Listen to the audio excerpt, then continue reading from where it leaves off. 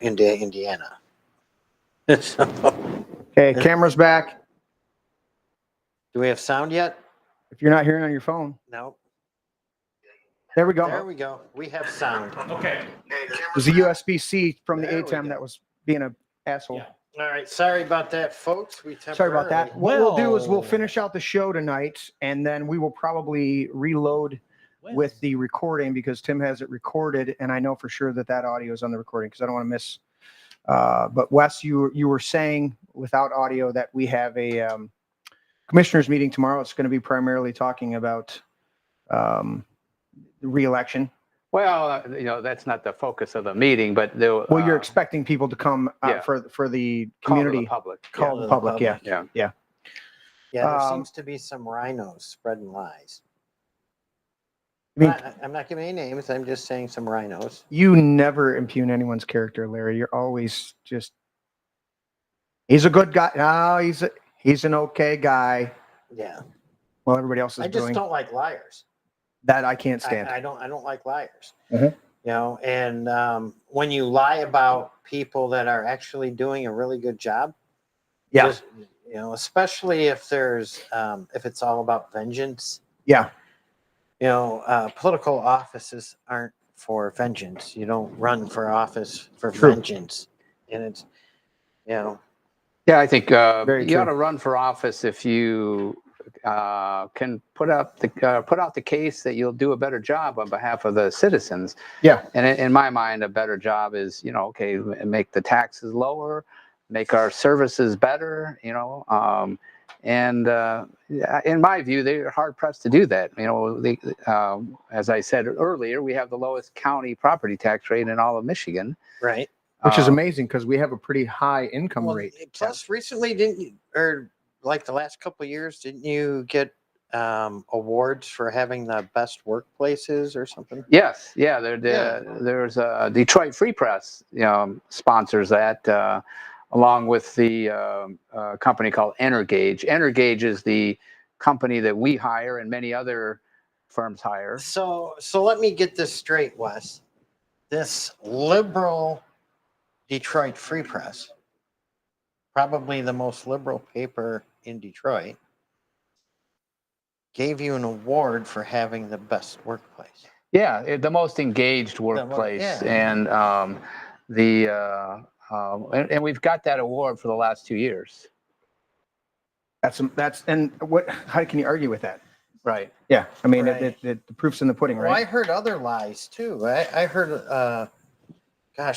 there was something else about cutting funding to the courts.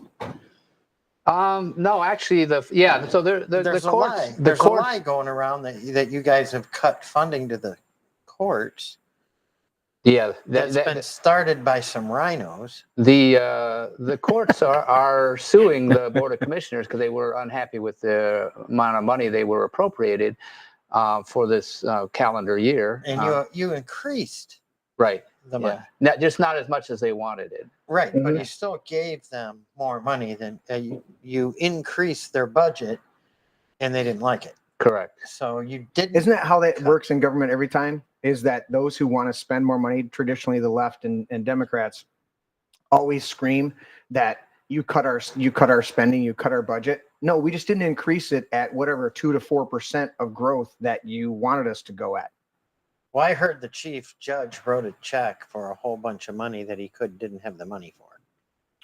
But that's what I heard. Oh, let's follow up on that. Maybe cover it on Tuesday. Yeah, we'll have to. Anything else going? Wes, you are what's your number district? You were in Heartland up there. Heartland area. District 4, which District is 4. all of comprised of all of Heartland Township and the portion of Osceola Township that is east of Latson Road.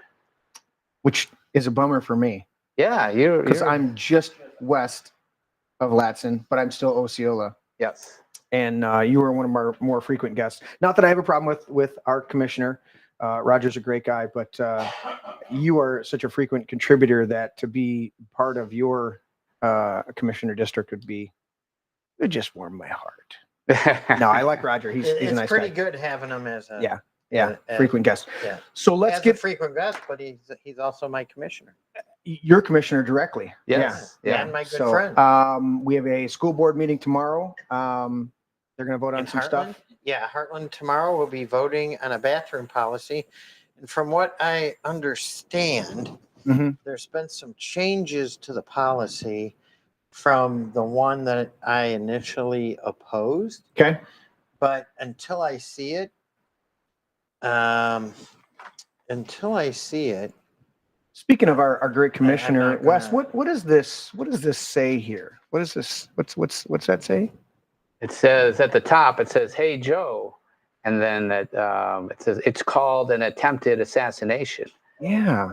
Wow. Where did you wear that at? That was the first day of the convention. That Did you wear picture- that during the convention? Oh yeah, I did wear it during the convention, but also yeah, and obviously I wore it. Yeah. As this was walking from the bus to the convention hall. You are a spicy Yeah. MFer. I'm That- just going to say it that way. Was You that you're when he just was calling it like the incident for like 3 days or something? Yeah, I forget how he referred to it. The but, event? The happenstance? the happening? The happening? yeah, and the press was doing the same Yeah. thing. Yeah. It said, there was Trump. These aren't quotes, but Trump. There was some noise moved at, off the stage after popping sound. Popping sounds. Yeah, Yeah, that's what I heard. that's like- Loud popping sounds. It's like they were doing, in my view, Doing they were doing everything. everything they can to avoid saying, "Oh, Right. there's an attempted assassination here." right. Well, everybody was popping champagne corks. Yeah. That's what it was. Yeah. That's right. You nailed it, Larry. It was not an assassination attempt at all It was- whatsoever. Well, they were trying to kill him with champagne corks. Is that what you're saying, Larry? Yeah. Well, I mean, I've been reading all kinds of stuff on Facebook. And in coming line, from these libtards. Yeah. yeah, in line with that, there's a great meme going around. I think it looks like this. Is this it? Oh, there it is. That's You actually a missed. sticker Yeah, that You goes on missed. the back It's a of your nice sticker. phone. Does somebody have that on their I phone? don't Yeah. think so. Somebody has that on their phone. Yeah, Oh, is that this what is just a it's souvenir. Yeah. Souvenir from the Just a souvenir? convention. So Yeah. that's where that came from. A little bit of spicy language right here at the beginning of the show, everybody. You missed, bitches. Anyways, There it The other stickers they were passing out too. This was really awesome. My wife got a whole bunch of these, a little packet. It says something along the lines of Trump, no taxes on tips. Yeah. Yeah. And she's really having a good old time. We went out to, well, you have to go out to dinner while you're at the convention. It's not you can go back to the hotel room and cook your dinner. right. So any one of the bills, the receipts that are laid on the table, she put a sticker on there because it's the wait staff, Right. and it's just a reminder. And some people might not know that, Trump wants to get rid of taxes on tips. Trump, this is he's been so maligned throughout the years of his presidency and then post-presidency and even going. They have so distorted his views. He loves black people.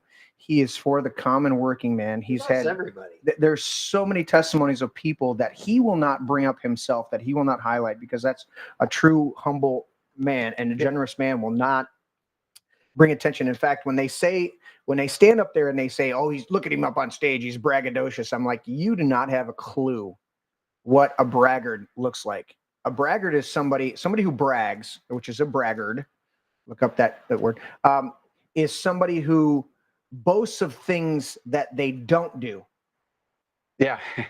Somebody who draws attention to their accomplishments is not prideful or braggadocious. They're simply sharing with their achievements, and they're proud of them. Not a prideful way, but an understanding that I accomplished this. And a lot of times Trump will even couch it in, "We accomplished this under our administration, under this." And he'll say this, but he'll also say, "This is what I did." And it's legit. It's what he did. And then you turn to the left, or a lot of ineffectual politicians on both sides of the aisle, and they'll talk about things that they never accomplished. I watched Biden in the former vice president and his idiocracy cite things that he never had anything to do with, but he's trying to take credit for it. When Trump says, no wars, that's him. Yes. Yeah. When he says lowest unemployment rate, when he says highest highest growth rate of the economy, when he talks about recovery of the economy, and then the pandemic, and then re-recovery. Well, and then he talked to us about energy independence. Yeah. Huge, Yeah. huge. We went from dependent upon nations we should have never been dependent. And in fact, he said it during the speech, and we'll get into this. He says we have liquid gold under our entire country. Yeah. What are we doing getting oil from somewhere else? You know? Yeah. And we understand the geopolitical dynamics of it, but that's really propping up other nations who are buying our petrodollar because the dollar is being continually devalued I think, on a regular basis. But the reality is we shouldn't be getting oil from other countries and be indebted to them. And he's pledging to fix that, and I believe he'll do it. And that's why he cites the stuff. So when they talk about people brag and people who are boastful, that's the people that actually don't do anything. Not President Trump. What are you going to say, Larry? well, I think actually I would appreciate it if Donald Trump would look into what Alaska's doing. Oh, Because everybody in Alaska gets a check, right? Yeah. Yeah. Yeah. You know, for the I oil. think So if 100%. if we did this on a nationwide scale, and I'm not saying so much as like send everybody in America a check, but they could just reduce income taxes there you go. by a gigantic Tax amount. credit. Well, I think we abolished the income tax. Well, of Well, course. I mean, I'm looking at Alaska, right? Alaska, the longer you live in Alaska, yeah. the more you actually receive back. Is that what it is? Yes. Yeah. So if you I live there haven't for 10 looked years, into it, I you get just a know certain that- amount of money Yeah. at the end because they didn't nationalize the oil fields, but they literally the contracts and the overall profit from the oil being harvested in Alaska goes directly back into the state. It's phenomenal system. It's why they took out Gaddafi in Libya. That's Right. the number one reason is Gaddafi did the same thing. And you look at what we could do. We produce the oil, the companies that are doing the actual drilling and doing the refining, all the different companies that are doing this, not just the straight oil, but the fracking and some other, and they do fracking correctly, because I know there's been a lot of issues with that. When they do the natural gas, when they do the oil, when they do the fracking, when they do all that properly, in a good way, not the Green New Deal way or the destroy the environment corporation way, but they do it right, we could have no income tax whatsoever. We should have, I believe we should have the best, strongest infrastructure for oil and gas and electricity paid for by that revenue. And then beyond that, there should be a dividend paid to every citizen based on some metric that resonates. I think it Okay. might start at the state level. Those states that have the Agreed. resources, Well, agreed. of course, like Alaska would have Yeah. theirs, but you did all the southern states, Louisiana, Texas. You know, Agreed, all those 100%. natural- Yep. Yeah, no, Yeah. I agree with that. Yeah. Because how do you do it? You need to be like Alaska. They require citizenship, land ownership. Yeah. You have a vested interest. You're not just going to walk into Alaska and Get the free check. rent an there. No. apartment. How long do I you have think- to live in Alaska to become a natural citizen? Natural citizen in Alaska. I think That's the joke. I People have used- asked me that. I How used long to do you have to actually- live to be a natural citizen of Alaska? Well, I used to actually How know the old are you? numbers. And here's Your the whole thing. life. Well, here's the thing. I used to know the numbers on Alaska. Yeah. And this is how, when you see Alaska Wild or some of these other programs, Oh, or, right, or right. one of the reasons they can come in and homestead the way they do is because they go in there, they establish themselves for a number of years based on whatever they've saved up and walked in and bought property, right? And then they endure, the harshness of Alaska. And then at a certain point, they begin to get their dividend. And that dividend actually can offset most of their expenses because they're homesteading, they're doing it in a rustic way. They don't have a lot of expenses. If you're hunting off the land, if you've got a well, if you got solar and wind power of some kind localized, you can live pretty much off the land. Husky power and a plane. Hell yeah. Yeah. That's why but it's a hardy life. It is a very hardy life. You got to be there. So that's not the point of our topic. By the way, tonight. we never finished disclaimers. We got distracted. It's good. It's Okay. good. Yeah. All right. So my button was this. Are your Move feelings her hurt? Yeah. words down. Oh, We never apologize girl, here. baby Never girl. apologize. oh, Never really, apologize and never- baby? never Oh, they explain. cannot take. Yeah, the whole MTG. Yeah, I love it. Wes has never heard it, so it was Wes didn't hear it? well, it was the whole MTG. Yeah. Did you exchange hear with MTG AOC. with AOC when they talked about that? Yeah, No. they got He in an called out the argument. one chick for having basically MTG got to a certain point. She's like, maybe you don't realize why we're here at this meeting. Maybe you can't see beyond your fake eyelashes. Yeah. No, And AOC and the chick that she Jumped called in. out said, Yeah. she needs her words struck. She's like, you can strike my words, but I will not apologize. Yeah. Yeah. Well, And they were like, they freaked out on it. and So MTG is like, oh, they can't handle the words. can't handle the words. Can't handle the words. Yeah, we're good with disclaimers. Big news before we get into the RNC recap, which will finish up or not finish up, but culminate the majority of our show. Biden steps down. It's true. Did we, I don't really want to entertain that guy. No. I have a piece that at the end, I actually have to go button up the piece you wanted me to Okay. pull. Yeah. But didn't grab anything about Biden stuff. A number of people called for it on the left and the right, obviously more, but the left was the more significant dynamic of it. People saying that. But Alex Jones literally predicted on Saturday or Sunday, which today is Sunday, said he will step down. Yeah. No, I'm not stepping down. No, I'm not stepping down. And he made the announcement today. Yeah, they finally bullied him enough to step down. But the polls, actually, if you look at all the polling data that's available, you find out that of all the candidates that could replace him, Harris, what's that idiot's name from California? Newscum. Newscum, yeah, and Whitmer. Shit smear. Yeah. Whitler. How do you Yeah. say that? Do you say it Whitler? Like Yeah. Hitler? It Trump- rhymes with Hitler? Trump Shit smear? beats all of them by more points than he beats Biden by. Right, because Biden's an incumbent, at least he has name recognition. Right. So one of the theories being floated, and I don't know how this is all going to play out because I'm not dialed into that as well. I listened to the other people so that I got a grasp on it. One of the things they're talking about is drafting Michelle Obama and having Hillary. Hillary's been coming out of the woodwork now. I don't know, she got out of her coffin and she's reanimated corpses walking around. But if you think about a Hillary Clinton, Michelle Obama, that may have some play in it. And they would try to claim that if there was a stolen victory, that, well, because they're very popular women. And there's some play in it because we know that most of the left are abject retards who would rather, play video games and collect a check, not a legitimate check from government handling our resources properly and funneling it back to the people who are the true sovereigns of this nation, but just a simple welfare check for sitting on your ass and not doing anything.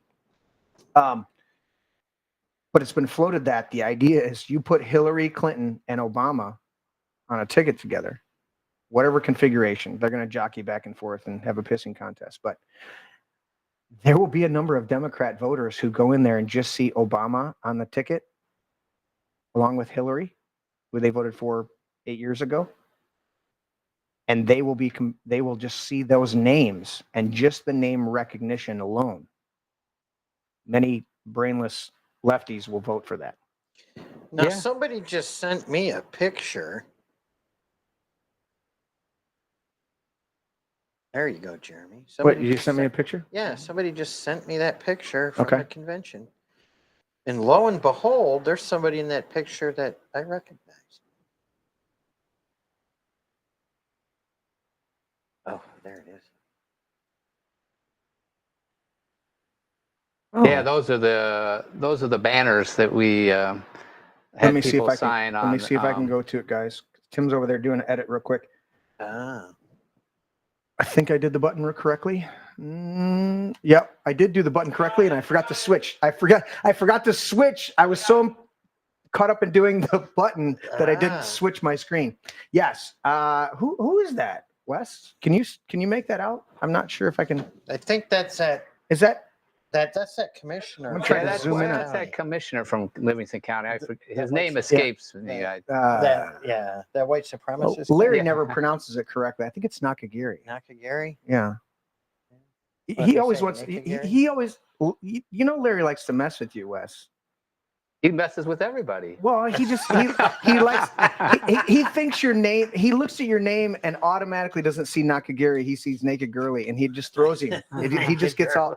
He's like, Naked Girly. That he literally looks at that and sees Naked Girly Naked girly. and gets messed up. So I never heard that one before. I'm going to write it down. Yeah, somebody actually emailed me and said, your name looks like Naked Girl, and I thought to myself, hey, whatever it takes to remember my name. That's not necessarily bad. yeah.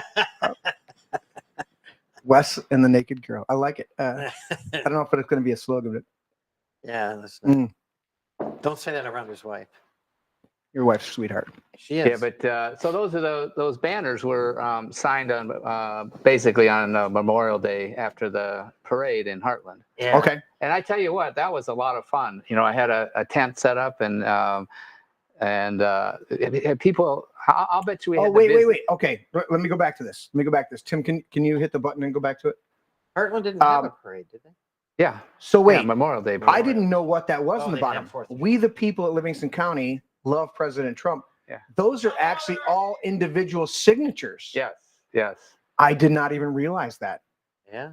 That is awesome. So you took 2 separate banners with individual signatures from Livingston County residents, citizens.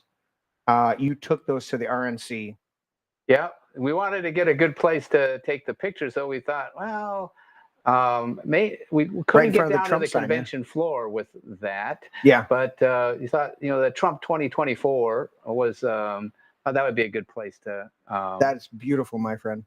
Yeah, I tell you what, it was really awesome on Memorial Day. There were so many young people that ran over that they wanted to sign, and there were families that signed. How many signatures would you estimate are on there? Oh, I don't know. I mean, it looks like it's filled up. I mean, you got signatures all over the place. Yeah, I'll guess there's 100 on each, maybe. And a lot of people don't know how to sign their name large. So the vast majority of people, like at weddings or at graduations and stuff like that, when there's a signature board, they sign it in their normal small signature, like you would do in a signature line. So to me, that's why I wasn't sure. I thought it made up something, but I didn't look close enough. So there's very few people that know how to exaggerate their signature and make it bigger for like something big like Hancock, that. So there could be, 200-300 signatures per banner. I'm just guessing. Yeah. But and obviously some people know how to do a little bit bigger signature. But I mean, that's why we say, put your John Hancock on it, because John Hancock walked up, and there were a few other ones, but his is the most prominent, where he signed his name as large as he could, or as large as he felt necessary on our Declaration of Independence. And that's why that terminology is out there, because he went large. Were you able to give those banners to Trump? Actually, Cindy Holland was going to, and I'm not sure if she was successful at this, to get it to the Michigan, the chair of the Michigan delegation, Pete Hoekstra. Okay. And to get it to Trump. So. Okay. Well, we need to follow up with that. If you guys don't have a place, follow up. If it didn't get delivered, if it was not, if that didn't happen, and if you don't have another place, I would be honored to put here. I want to fill up the ceiling in the man cave with a ton of stuff, like my puzzles back there. But I want to get those. You see the puzzles, that one banner? Oh, there on the ceiling, Wes. Oh yeah. On the ceiling. And then if you look over here, the rest of this, I have multiple puzzles over here. I literally haven't just glued them to a sheet of plywood and put them on the ceiling.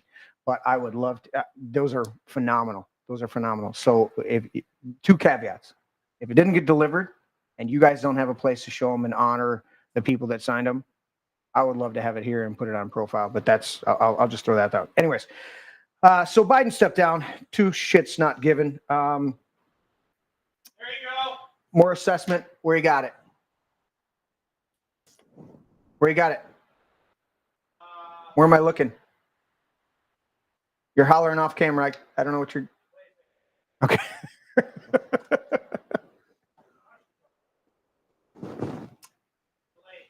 Oh, okay. Let me know when you got it. What? We went to. There we go. We're back on. I have one more. Huh? Oh yeah, the John Hancock signature. No, we changed all the displays, so it's no longer display anymore. Ah, okay. I've got one more. Navarro piece is exporting. Okay, Navarro, awesome. Which you said off air before we got started that was one of the better ones. the better Yeah. speeches. Yeah. And I want to get I mean, into he that. just got out of prison, so He literally got out that morning, Yeah. flew to Wisconsin. Yeah. There it is. And look at there's John Hancock. Look at just below. Is that Samuel Adams below him? Who is that? Samuel. I don't know if it's Adams. Thomas Stone. Yeah. 4 of them right down. Yeah, and John Hancock. Look at the way he did that. He almost used a calligraphy pen. Yeah. The way that he did it, which a lot of people have never. I'm old enough. I don't know if Wes and Larry are old enough, or even Tim. When I was in school, we actually had a whole class on how to use a calligraphy, how to write cursive with calligraphy. Remember that? Oh yeah. And that was not. By the time we got to school and did that, that was an art form. We did an art class, or it was tied to art class, something like that. It was not a thing. But the reality is, the old quill pens, which were made out of literally feathers. Feathers that they would carve, and people don't even know this. Before we use pens all the day, and we don't even know that they would take a feather, and you would cut it, put a little crease in there, and then you could fill the feather, because it was hollow, with ink. You dip it in the inkwell, and the ink would go up into the feather enough and would fill it, and then you would write. You'd have to let it drip once or twice to make sure that it just like a tree, that the water, but the ink in this case would stay up in there a little bit, and then you'd write. And if you did a wider tip, if the tip was wider, you would get that calligraphy feel to where when you turned it sideways, it was a broad stroke, and when you turned it the other way, it was a narrow stroke. And if you look at that signature, it's a phenomenal dynamic of a calligraphy style. But people don't realize he wasn't going for calligraphy style. He was using a larger quill pen at that moment that had that broader tip on it. And people don't even, these are historical things that people go, and I go, this is, what did you think? Listen, people lit houses for like 150 years with the oil from whales. Yeah. People don't even get this stuff. Yeah, look at there. Tim's pulling up somebody using a quill pen, and it's what's some of the fonts, Tim? I know some of the heavy duty fonts. There he is. He's using and now you know what? Some of the highest end pens, like a Mont Blanc. Am I saying it correctly? Have a quill tip, and they actually have a little insert in them with rows of little fins, like you would see in a radiator.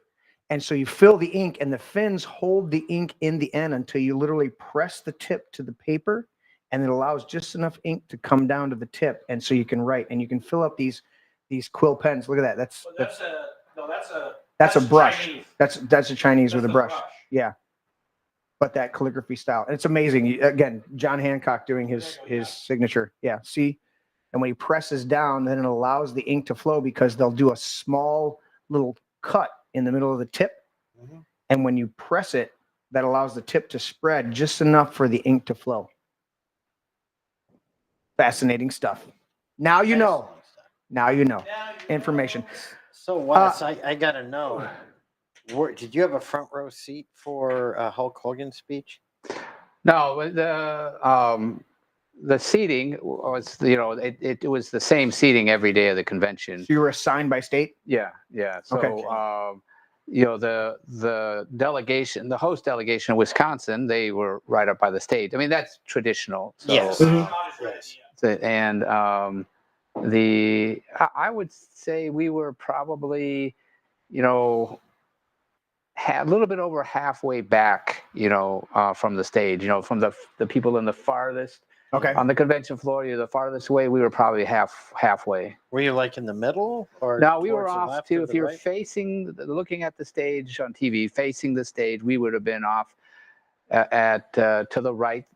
Probably, if you said 12 o'clock was head on, we were probably at, I'd say maybe 2 o'clock. 2 o'clock? So So looking at this, Wes, an Asian American with a mass deportation now sign. Just noting that dynamic he's there. an American. That looks like Yeah, an American to me. just no, no, he absolutely 100%, 100%. But the fact that you are of Asian descent is significant for people that claim that the Republican Party is racist. Go fuck yourself. Anyways, you know what I don't see? What? I don't see his opponent there. I don't see. No, I don't. I'm not picking on any little furry ears popping up. The girl over here in black, where her face is mostly obscured with the black hair, could be close. The ears could be down, like in a submissive position, but I'm not sure that that's the case. Yeah. Well, that's not the opponent. No, the one on the other side of the sign, Tim. If you look right over there, just below, right there. See, that could be a submissive ear. You know, kitties sometimes put their ears down. I don't think that's the case, though. I don't want to cast aspersions. Is it sticking up right here, though? It could. I'm not saying that. I think that's the girl behind hers, maybe her dress or something. I don't know. It looks like I don't know. Either way, Wes Nakagiri is holding up a mass deportation sign. Let's talk about that, Wes, just to kick us off. I saw the speech, but you got to see it live in person where Vivek Ramaswamy gave another, every time he speaks, I hold him, in fact, I hold him slightly higher than Trump in his speech delivery and his articulation. Trump tends to have a little bit more buzzwords, a little bit more audience appeal in his approach. I think they're both phenomenal speakers. I'm not taking away from President Trump in any way. But when Vivek gets up there and gives a speech, he is so articulate. And we hosted him last year here in Livingston County. Yes. Yeah. And he is so dynamic in his delivery. And beyond that, he is so genuine and so, just like President Trump, they're both phenomenal on their feet. And I watched Vivek field questions from the audience, respond in time with an articulate position, and explain his position, why it is. And even in the moment, I saw him contemplate and say, that might be something we explore. I've looked at it from this angle and that angle, but what you just said, we may need to do this.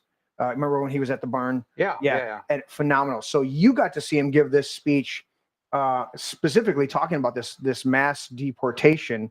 Give a recap of the speech and then give us your assessment of the would you say the policy? Yeah, no, I think Vivek is an excellent speaker. He, as you said, he's very articulate. He's mastered the subject matter, and he's mastered the delivery. If you want people to remember what you said, you have to be able to weave, in my opinion, all the facts and figures into a story.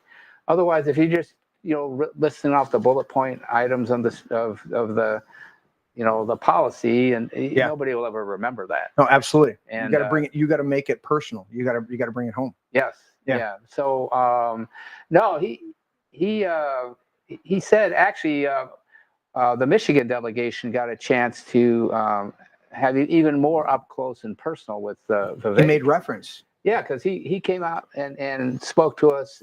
Every morning there was a breakfast, for the whole delegation, the Michigan delegation, at the hotel. And so he came out to our hotel. I forget which day it was. I think it was Wednesday. That sounds right. Yeah, I remember it being posted shortly after. Yeah. And spoke to the Michigan delegation.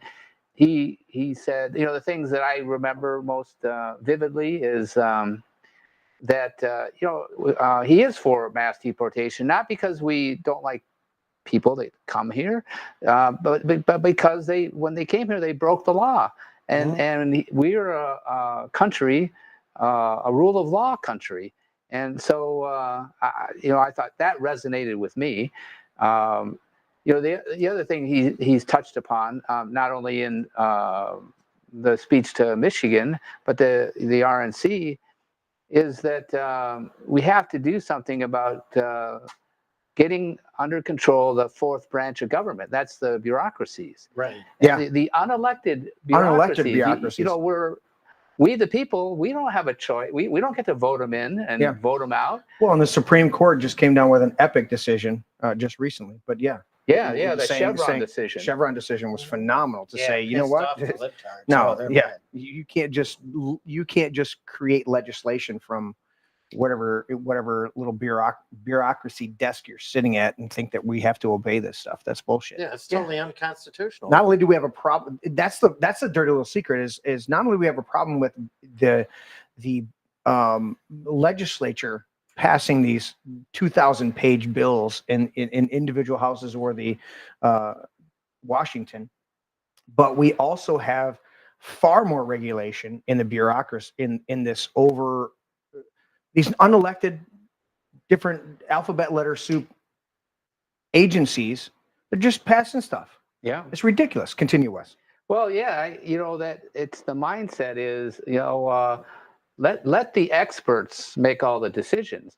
Well, there's some merit to that, but the people that need to make the decisions, they need to listen to the experts and weigh all the information, because you'll have experts on one side of the issue and experts on the other. Mm-hmm. But the people that need to make the decision are the people that hold elective office, because we, the people, have a choice. We can, when the next election comes out, we can boot them out if we don't like the decisions You they're might making. say, hey, you're not an expert. Yeah. Yeah. You said you're an expert in a criminal trial or even a non-criminal trial. Why is that word escaping me? Civil trial. Civil trial. Thank you. So, Thank you. well, In a civil trial or criminal trial, both sides are going to present experts who are going to have differing opinions on things. That's up to a jury of we the people to discern that.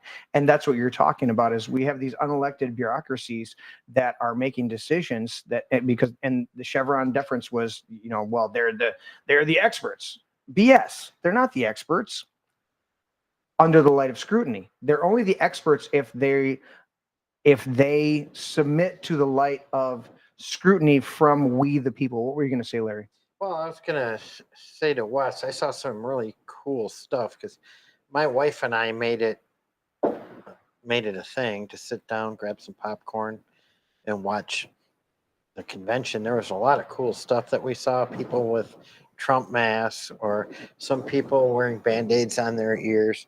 What do you see behind the scene? Any cool stuff that sticks out? That's a good one. Behind the scenes. I don't recall, on the convention floor seeing anybody with a Trump mask. I mean, I'm not saying that they weren't, but I mean, but there was probably a lot of fanfare outside. Yeah. Well, I would say this: on the the last day of the convention, on the convention floor, I had a Biden mask on. Did you? Yeah, Did you have I'm a retard on the top on the Did you forehead? have that jail suit and everything? No. Actually, I had a hospital gown, and I had a sign around me that said "Mental Health Matters," which it does. It does. Yeah. It does. Nice. It does. He's the resident in chief. Yeah. I mean, there's huge mental issues going on in this country right now. Yeah. I mean, and it's because of all this ridiculousness. They got rid of special education for students that need help in the schools.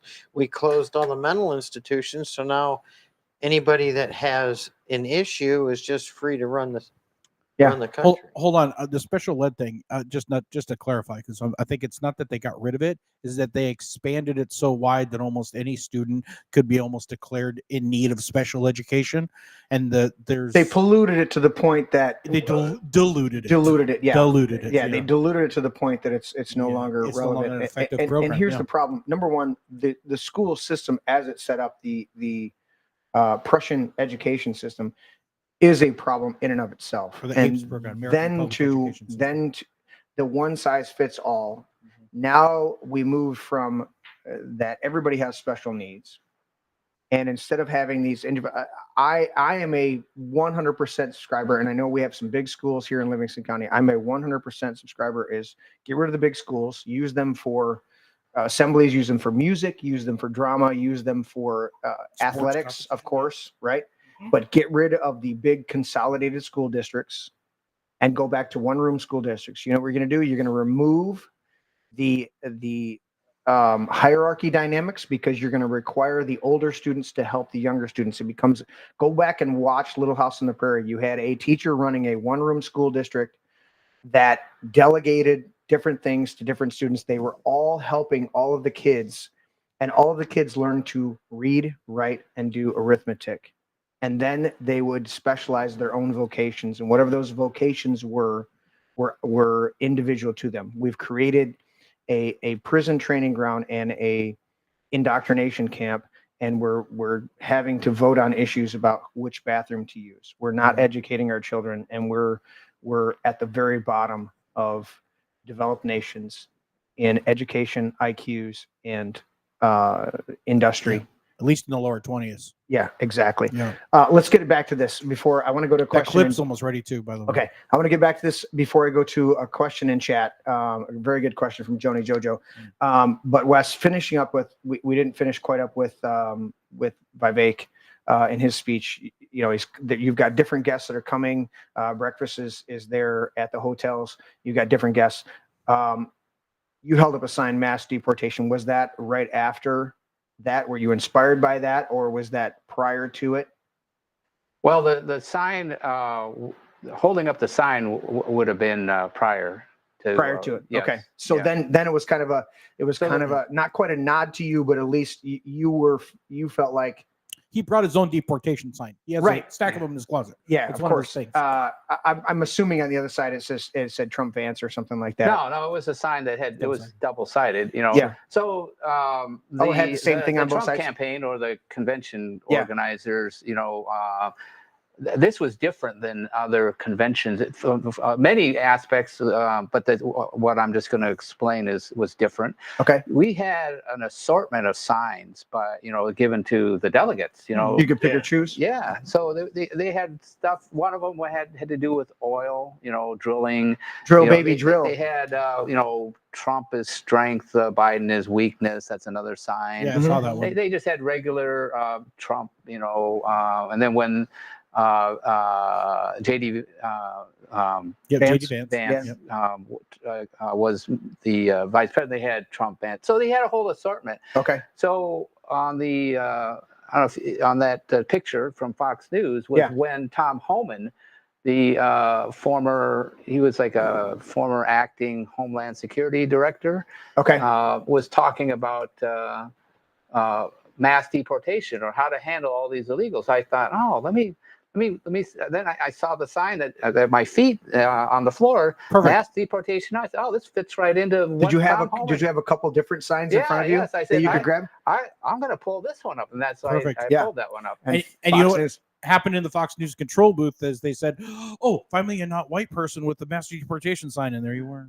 We only highlight that because that's It's it's so great. I've heard so many things coming back, watching tons of different reports, that the amount of people left and right talking about how this was the most diverse without being woke. I heard that. Yes. The absolute most diverse Yes. Oh yeah. without being Yes. woke. Yeah. It was like this was all and they couldn't quite bring themselves to say nobody gave a shit about what your ethnicity was. Right. You were all there because we want to make America great again, and President Trump is at the tip of the spear of that, leading that movement. Yeah, except He for is. Yeah, except for absolutely. Polish people. You want to Point keep to the them out. spear. No, I don't know why you got to attack Polish people, because that makes you Oh wait, aren't you Polish? a polophobe. well, Larry, he is a polophobe. He just write that down, Tim. Wes just I coined heard it. polophobe. Clip that. Hey, lefties, clip that for us. Clip that for us. A new phobia. I am Polish, Czechoslovakian, French Canadian, Indian, and potentially there's some other heritage in there. Let's just call it a mutt. Let's call it a mixture. And by mutt, I mean I took the best of all of that into my DNA before I even knew what it was. And So you're diverse. I am diverse. I'm diverse within myself. And they say, "Oh, you're a white guy." I go, "You have no clue. You have no clue." There was another similar picture, same, with me holding the sign, but it had, it's not in this picture. So, but I saw one on Facebook. It had the wording at the bottom. I think it's called the Chiron. Or Yeah, the something Chiron. Yeah, It's a Chiron. lower third And Chiron. Yeah. So at the very bottom of the Chiron, they had scrolling news, headlines. Yeah, yeah. Sure. And it was actually Commissioner Frank Sample pointed this out on a Facebook post. He goes, something like, Wes would be very happy with that Chiron because at the very bottom it said Microsoft gets rid of its DEI department. And I didn't look this up for myself DEI, personally. does that mean didn't earn it? Yeah, something like that. Or, Yeah, that is exactly what it means. Division, exclusion, and intolerance, or something like that. there you go. Oh, Yeah. there you go. Ooh, yeah. That's very good. I like both those. The DEI, I was going to say something that was going to be witty, but I fucked it up because I was looking at Larry, what he just sent me. Do you have a clip of, is there any way for you to send that to me, Wes? So I cannot share with you what Larry just sent me. I'm sorry, but I'm looking over at it wanting to post it. for qualification, Chiron for that term, for that screen graphic, is like calling a facial tissue a Kleenex. It's actually it's a proprietary company that makes the Correct. actual software that puts those on the screen. Yeah. But that was Okay. technically So just called the it's- lower yeah, third the lower graphic. third graphic, yeah. Yeah. But you're way to throw out some terminology. Wes, you've done some.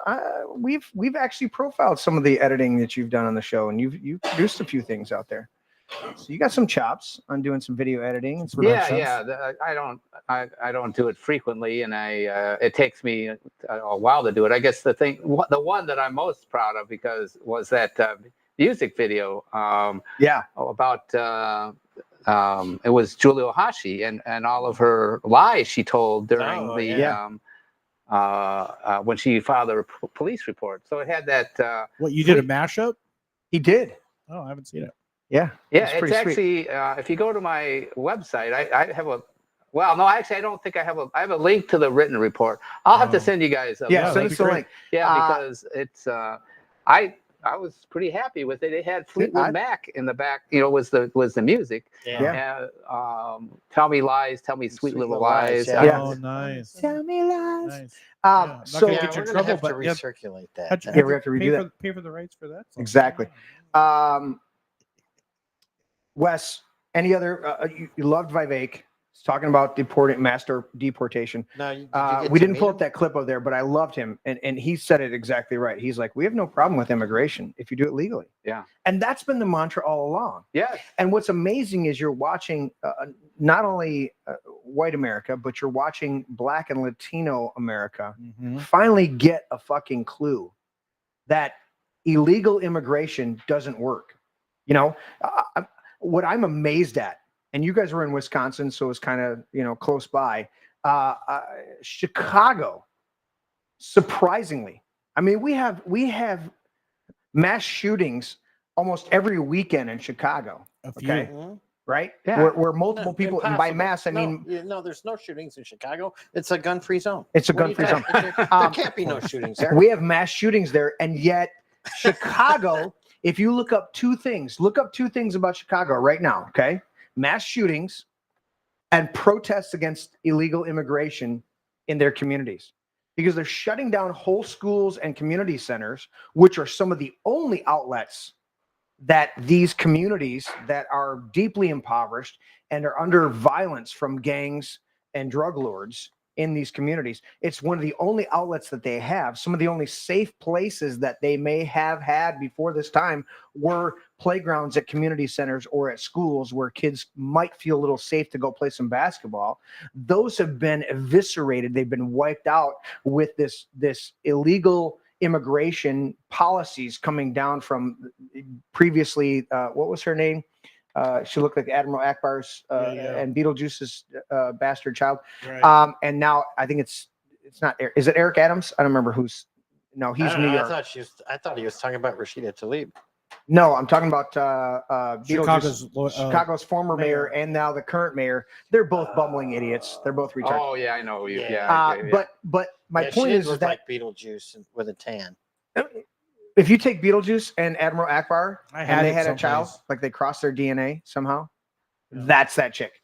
And, Yeah. and then she had a white wife as her married partner. It was just the most bizarre shit in this country. Anyways, looking at it, I'm watching the black community rise up and say, this is not right. And it's not just that the illegals are infringing upon. I mean, we're giving illegals 4 to 10 times the amount of money that we have suckered our poorer elements within our nation into accepting. Are you talking about newcomers? I'm talking about the people coming across the border illegally are getting 4 to 10 times as much money as people who have been suckered to be on welfare and be Aren't they getting unproductive and not 5 to 10 grand a piece as they come across, and Visa cards, and plus a free airline ticket anywhere they want to go? and don't forget the And they're Biden Harris taking free- t-shirt. They're taking they're getting health care at the VA. Don't forget the stealing from Biden veterans. t-shirts. Don't forget the Biden vote for Biden. Yeah. Hey, we like President Biden. That was a Hamas guy coming across. Actually, the Michigan delegation, the hotel that we stayed in was in Madison, Wisconsin, Okay. Yeah. which is it was about an hour and 15-minute drive. But anyway, the more important thing is that, and I looked this up because there were in the service industry, the room keepers, the housekeepers, the wait staff. They're all from South America. They all have a pretty heavy accent. And it got me thinking, I wonder if this is a sanctuary city.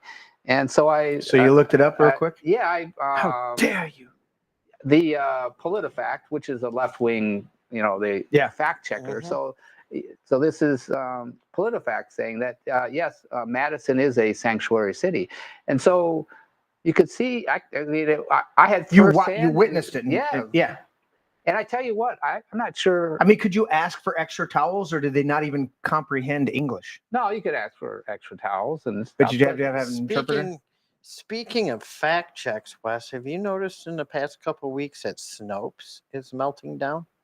They're I don't know what's going on. all with melting Snopes. down. Did you have that picture, Because Tim? Did you already show that They picture? are now. I was trying to get a different light, Snopes but there it is, yeah. now Oh, there it is. Fact checking There, that whether Trump said white supremacists and neo-Nazis It wasn't giving were me a very middle fine split people, light. and they're calling it a lie. Yes. And then just the other day, wait. You the s- Trump Yeah. Trump said the Trump said that dead soldiers were suckers and losers. Now that's coming out as well. wait. Even at Snopes. Even at Snopes. Even at Snopes. So you're Something's saying happening. meltdown, but you're saying actually they're admitting the truth. Yes, that's what Okay, I okay. mean by having a meltdown. Like because- when people said, the shooter, lone gunman, and we're finding out water tower and maybe a window out of Yeah, the building it's like he was Snopes- in, and a whole bunch of stuff. yeah, like when Snopes did that story on us when we all went down there to what was that? That was when we took 10,000 people down and shut down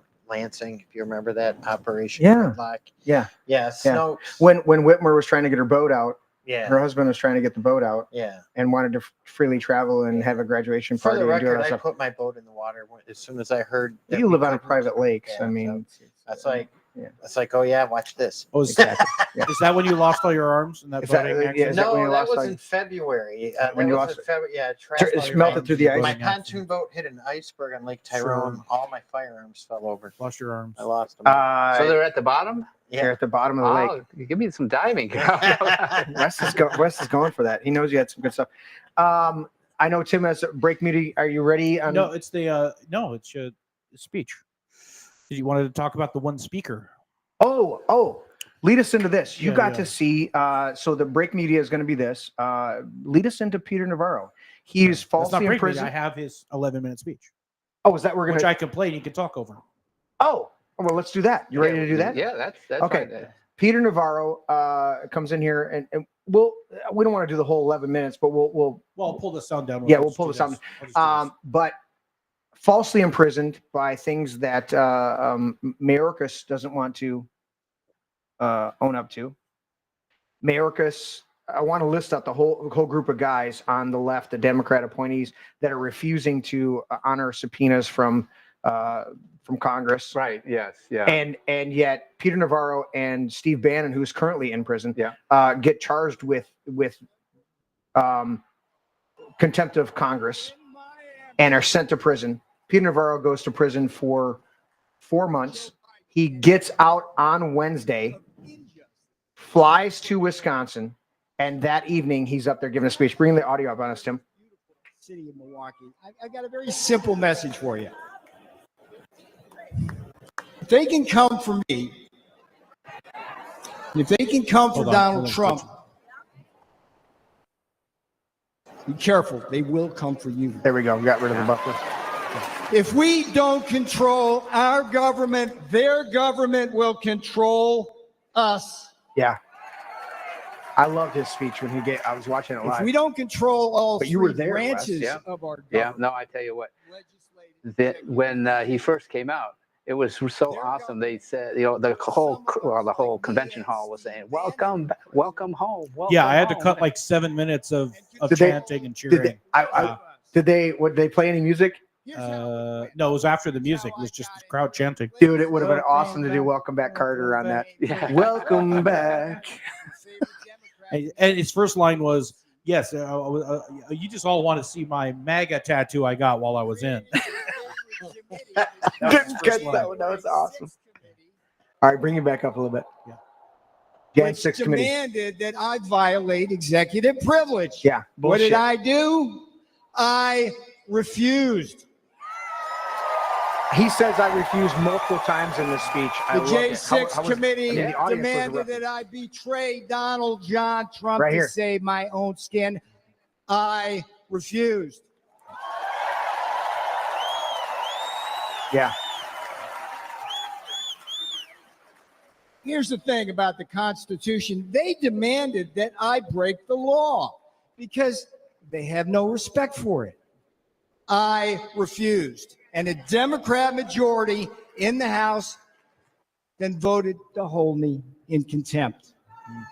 All right, what happened next? The next jackboot to drop was the executive branch. Another one of your favorite Democrats, Democrat Attorney General Merrick Garland. Yeah. Merrick Garland, piece of shit. What about There's a Lois winner.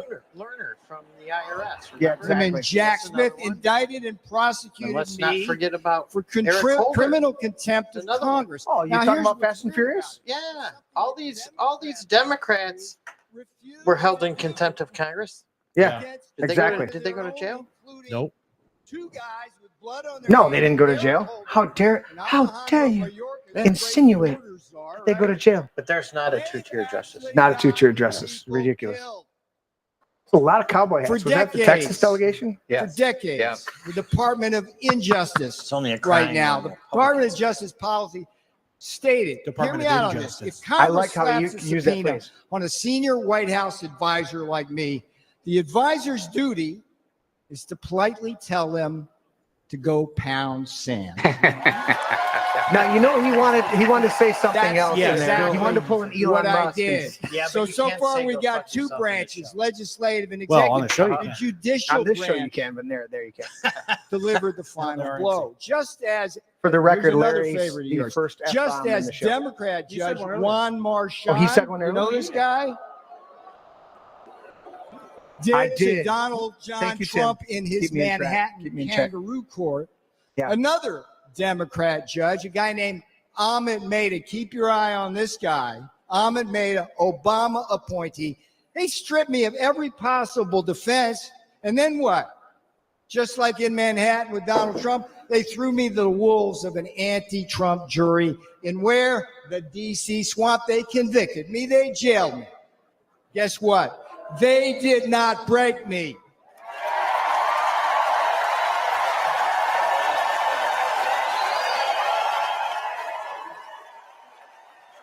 Yeah, I think that I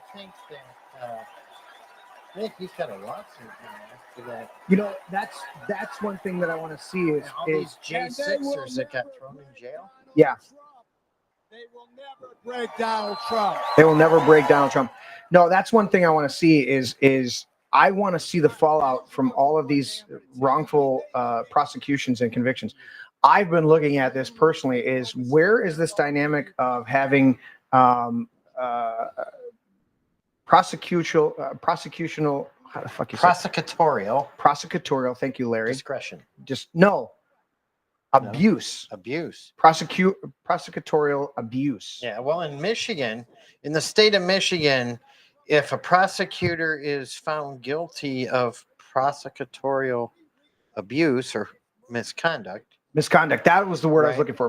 right, Prosecutorial misconduct. the defendant is entitled to 3 times of their costs and fees incurred. And what's 3 been times. prohibitive of that is the amount of money it takes to go after a prosecutor. But I as much as I love our prosecutor, Carolyn Henry, David Reeder, but Carolyn Yes. Henry is running, Yes. and I don't know if she's even opposed. Probably, is there somebody running against Carolyn Henry? No. No, No. Yeah, so she's in the primary. She's going to be there. We'll see what happens by November, right? She's phenomenal. Love her. We're going to have her on the show here. She is coming on the show. She's coming on the show. Absolutely. Phenomenal lady. David Reeder's had a phenomenal run as well. Conservative I'm prosecutor. still trying to get him on the show when he's I'd love to have him on done there. and retired. Yeah. Yeah. But you know, it's been so difficult, and I don't want to throw up the floodgates for every bullshit attack. You know, you got to be cautious of that. But at the same time, we need to make it somewhat easier to hold our elected officials responsible. Now, with the caveat, if it's frivolous, this is the same way in society. We need to get rid of the frivolous shit. And I think one of the number one things is a slapback. Texas has it, and a couple of their states have it, where it's a slapback, where if you bring a frivolous lawsuit and you lose, you are responsible to pay legal fees, court fees, and any other things that the defendant puts on the record that is justifiable by the judge or jury. Is you cost me my job, you cost me this, you cost me that, bringing this frivolous lawsuit. That's the deterrent we need to have. Don't remove the dynamic of being able to prosecute or bring a criminal, not a criminal case, but a civil case against some of these, but have a slapback provision in there that you're going to be held accountable. And I love the fact that it's 3 times a In Michigan, how- it's 3 times. But how do we get to that point? Because so many times the machine is so big, it's hard to go after a And prosecutor. and the thing is that the bar is set really high on that. Well, So and it almost never should be. happens. It should be because these are elected officials that we hold in high esteem. Right. So we don't want to bring, just as the Constitution or the Declaration of But Independence, it's we don't not want to do hard to this. see what's going on right Correct. now. We don't want to do this for light and transient When it things. comes to when All it right. comes to I'm our bringing him Attorney back up General. because I want to hear this Have part. fun now, because I'm going to leave He's you gonna have now fun. with the last 3 words. The last 3 words. I want to hear my this part. Beautiful fiance said when I left that I morning loved it when he brought her for out. prison. That electrified They everybody. weren't, I love you. I That love was this. a given. She simply said, we got this. We got this. I love that. How much time did he serve? 4 months. 4 months.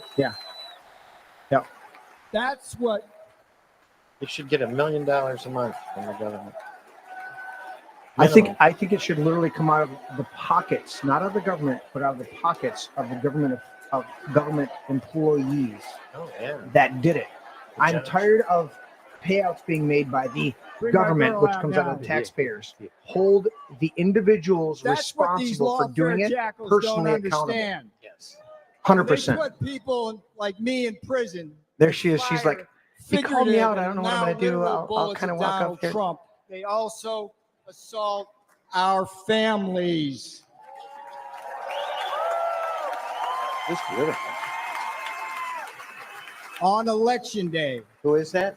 That's his fiance. America will hold these lawfare said, "We got jackals accountable." Jackals. Now, here's the sweetest thing that's going to come off my lips. Vote Trump Vance. 24 for Trump, 47. Good numbers. Yeah. No, Peter Navarro, a great speech there. I loved it. Wes, what was anything to add to that speech? Any observations, anything like that? No, the part I remember the most is I've already said when he came out, the welcome home. It just was Thunderous resonant. throughout Yeah, that place. yeah. Yeah, that's phenomenal. So how long of a day were these? You'd get up early in the morning. You said it's an hour and a half. So like, what time were you like getting to the convention? How long did it last? Were there after parties? Uh, so the first day of convention was the longest. There were actually 2 sessions, and there was a morning, let's say early afternoon session and a late afternoon session. That was, I've got to go by memory. It was probably 8 hours of session. The other days, aside, the second, third, and fourth day, there was just a session in the evening. Started at they wanted you in your seats by 5:45, Okay. and then it ran till approximately 10. 10. Yeah, 10 o'clock at night. yeah, Yeah. So we always, in the Wisconsin time. yes, Because I know I was in bed and only had a few minute delay because I started a little late, and so I like delayed it maybe 10 minutes on Rumble, and I think I was watching the Right Side broadcast feed. I could have watched Crowder, I could have watched Infowars, or I could have watched a number of other people that were doing commentary over, but I wanted to watch it just clear, just a thing, watching some of the speeches. But Wisconsin time, so they're an hour behind us here. So you're talking 11 o'clock, but there's some of them like Trump's speech. yeah, he went till Midnight, close to midnight our time, so yeah, it must your have been time, close so to 11 Yes, easily.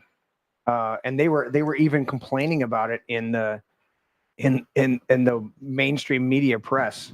They were complaining about how long he went, and I'm like, go pound sand means Go fuck yourself. thank you, Larry. Yeah. I know Tim's working on some media. USB available. Oh, we got everything plugged in. There should be one more up there. Let's do this real quick, Wes. I want to know. So Larry was asking about the day and how the day would transpire, and we're going into, you're looking at 10 or 11 o'clock, depending on the speakers and stuff like that. But how does this work? Did you went on your own dime? Yes, yeah. Every delegate. Every alternate, delegate's on their own dime. Yeah. So you're paying for your own hotel. Yes. Breakfast was included at the hotel. Yes. Yeah. So you got a continental breakfast, but then your lunch, you're taking care of that yourself. Yeah. Lunch and dinner. And then you're being required to be at the convention by 5:45. Yes. And then but they're sending speakers. Are they coordinating with the different states and where? So walk us through this. You got Michigan, and you're an hour and 15 minutes away from the convention center. Yes. Yeah. Okay. So you're an hour and 15 minutes away at a particular hotel. Did all of the Michigan delegates or a majority of them end up at a hotel there or a couple hotels in that No, local we were all vicinity? at the same hotel. Same hotel. Yeah. So then are you guys getting a shuttle bus to the convention, or No, the Republican National Committee provided buses, big, like school buses? yeah, School- bigger than, like Greyhounds, a transit bus. Transit buses, Greyhound buses. Okay. And then also there were buses made available by the Michigan delegation. Okay. So you had a choice of times you could leave.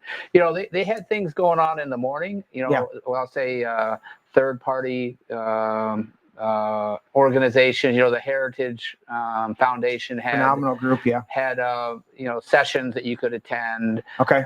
So they're providing content for you guys to keep educated and doing things like that. Yes. Yes. And you guys are getting, so you're there in your own dime. There's some opportunities for a little bit of at least honor or compensation for that, but for the most part, everybody's there on their own dime, right? Yes. Yeah. As a delegate, there's no home dynamic of being paid to be there. The reason I'm pointing this out is because I want people to realize that this is on the right side of the aisle. This is the most authentic dynamic of putting yourself out there, putting yourself in the arena and holding yourself, or not holding yourself, but you being somebody who puts your life, liberty, and property up at stake, not to the dynamic of the founding fathers, but you're literally, when you accept the nomination to go as a delegate, you accept the understanding that you're going to pay for your week, roughly a week there. How many Yes. days were you there? 5 days? Yeah, arrived on Sunday and left on the following Friday. Yeah. So you're there for 5 days. I mean, the hotels aren't cheap right now. We're competing with the illegals who are, the government's throwing thousands of dollars a night to host these illegals. So you're there now, being able to rent a hotel. It's got to be a couple $100 a night, maybe. Yeah, I mean, or did they do a big group thing where they was? No, I mean, I'm going by memory here, but I'm pretty sure it was $1,600 just for the hotel. Okay, $1,600 times 300. So divided by 5. Yeah, that's even higher than what I was saying, and I was hoping it was lower. When there's a huge event, you guys listen. Go to one of these major. I don't even want to say the names, but like Priceline and a couple of the other ones. Go to major sites. Pick a weekend where there's an actual event in town, and their rates will double or triple. Oh yeah. And so you guys are there. You're an hour and 15 minutes roughly out from the convention. The convention's at least doing its parts to hold buses, but this is huge. I watched Tim and I we watched some of the graphics and stuff like that on there, and just the stage setup and the fact that they had these they weren't jumbotrons, but they had these displays up there putting up video graphics just in the way that they did, and a tall tower here and a video here. It's phenomenal stuff. All right, Tim's got us load us up for some break stuff. When we come back, we're going to finish up. We're going to talk about some of the personal meetings you had. I want to hear about your take on Trump's speech, Wes being there on the floor, and then we're going to talk about that dynamic of being fight, and I want to know some other dynamics. Tim, I don't hear you. Nope, I didn't hear anything.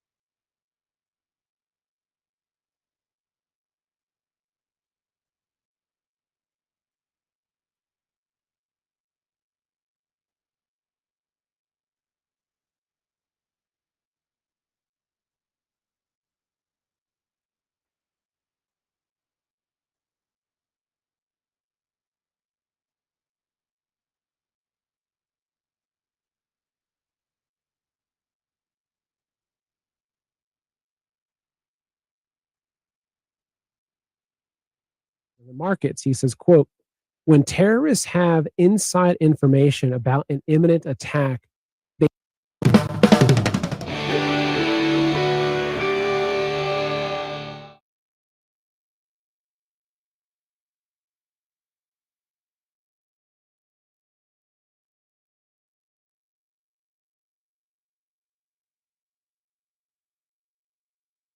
So this upcoming break piece is a gentleman who's doing the stock manipulation that occurred within the days just prior to the read a little bit of assassination this. on So terrorism, Trump Social. the ultimate insider trading. It's a Charles Stewart University researcher says that what happens to the financial markets after a terrorist attack and how terrorists make money from these market movements is illustrated by the suspicious trading that occurred immediately before the successful attacks in New York, Madrid, and London. So this guy, Dr. Hugh McDermott, a senior lecturer in law enforcement at the CSU, Australian Graduate School of Policy, whatever. He basically says that terrorists make money by speculating on the markets. He says, quote, when terrorists have inside information about an imminent attack, they purchase financial derivatives before the attack and make millions from the subsequent market movements. Okay, now this came out in 2000. This is back in 2011. This article came out. So I'm going to read a little bit here. I'll zoom in, make it a little bigger. So it says terrorism, the ultimate in insider trading. So this researcher says that what happens to financial markets after a terrorist attack, how the terrorists make money from these market movements is illustrated by the suspicious trading that occurred immediately before the successful attacks on New York, Madrid, and London. So this guy says that, let's continue here. So he said, when terrorists have inside information about an imminent attack, they purchase financial derivatives before the attack and make millions. It says global financial markets reacted swiftly to the news of the terrorist attacks in New York, 2001, Madrid, 2004, and London, 2005, with a general flight to quality. Gold, bonds, and defense stock strengthened, and investors flocked to highly liquid developed markets. In contrast, less mature markets suffer, as do stocks such as reinsurance and aviation. So American Airlines share price dropped 39% after the 9/11 attacks, and United Airlines dropped 42%. So even a novice trader can see the windfall that could be achieved in shorting these stocks before a terrorist attack. Take note of that right there, okay? I'll read it again. Even a novice trader can see the windfall that could be achieved in shorting these stocks before a terrorist attack. Okay. Now, so let's take a look here. So market movements. So this Dr. McDermott, a former senior manager with the Australian, whatever, notes that the German Stock Market Commission reported that in the days before 9/11, derivatives traded on underwriter Münster Rück were twice normal volumes. So this Rück's share price dropped 22% after the attacks. On September 7th, 2001, the number of put options on British Airways was 4 times normal volumes. British Airways shares dropped 42% over the following week. Between September 6th and 7th, almost 5,000 put options were bought on United Airlines 6 times the normal volumes. Assuming that 4,000 of these options were bought by terrorists with advanced knowledge of the imminent attacks, these insiders would have made almost $5 million. On September 10th, 4,516 put options were bought on American Airlines, 285 times normal volume. It's another $4 million profit there. So I can keep going. You can keep going. There's a lot of references here. But the key, which I'm going to read it again. Okay, I'm going to read this sentence to you one more time because this is going to really set things up for the next thing we're going to talk about. He's saying, even a novice trader can see the windfall that could be achieved in shorting these stocks before a terrorist attack. Okay, now think about it. Trump with his TMTG, his DJT shares.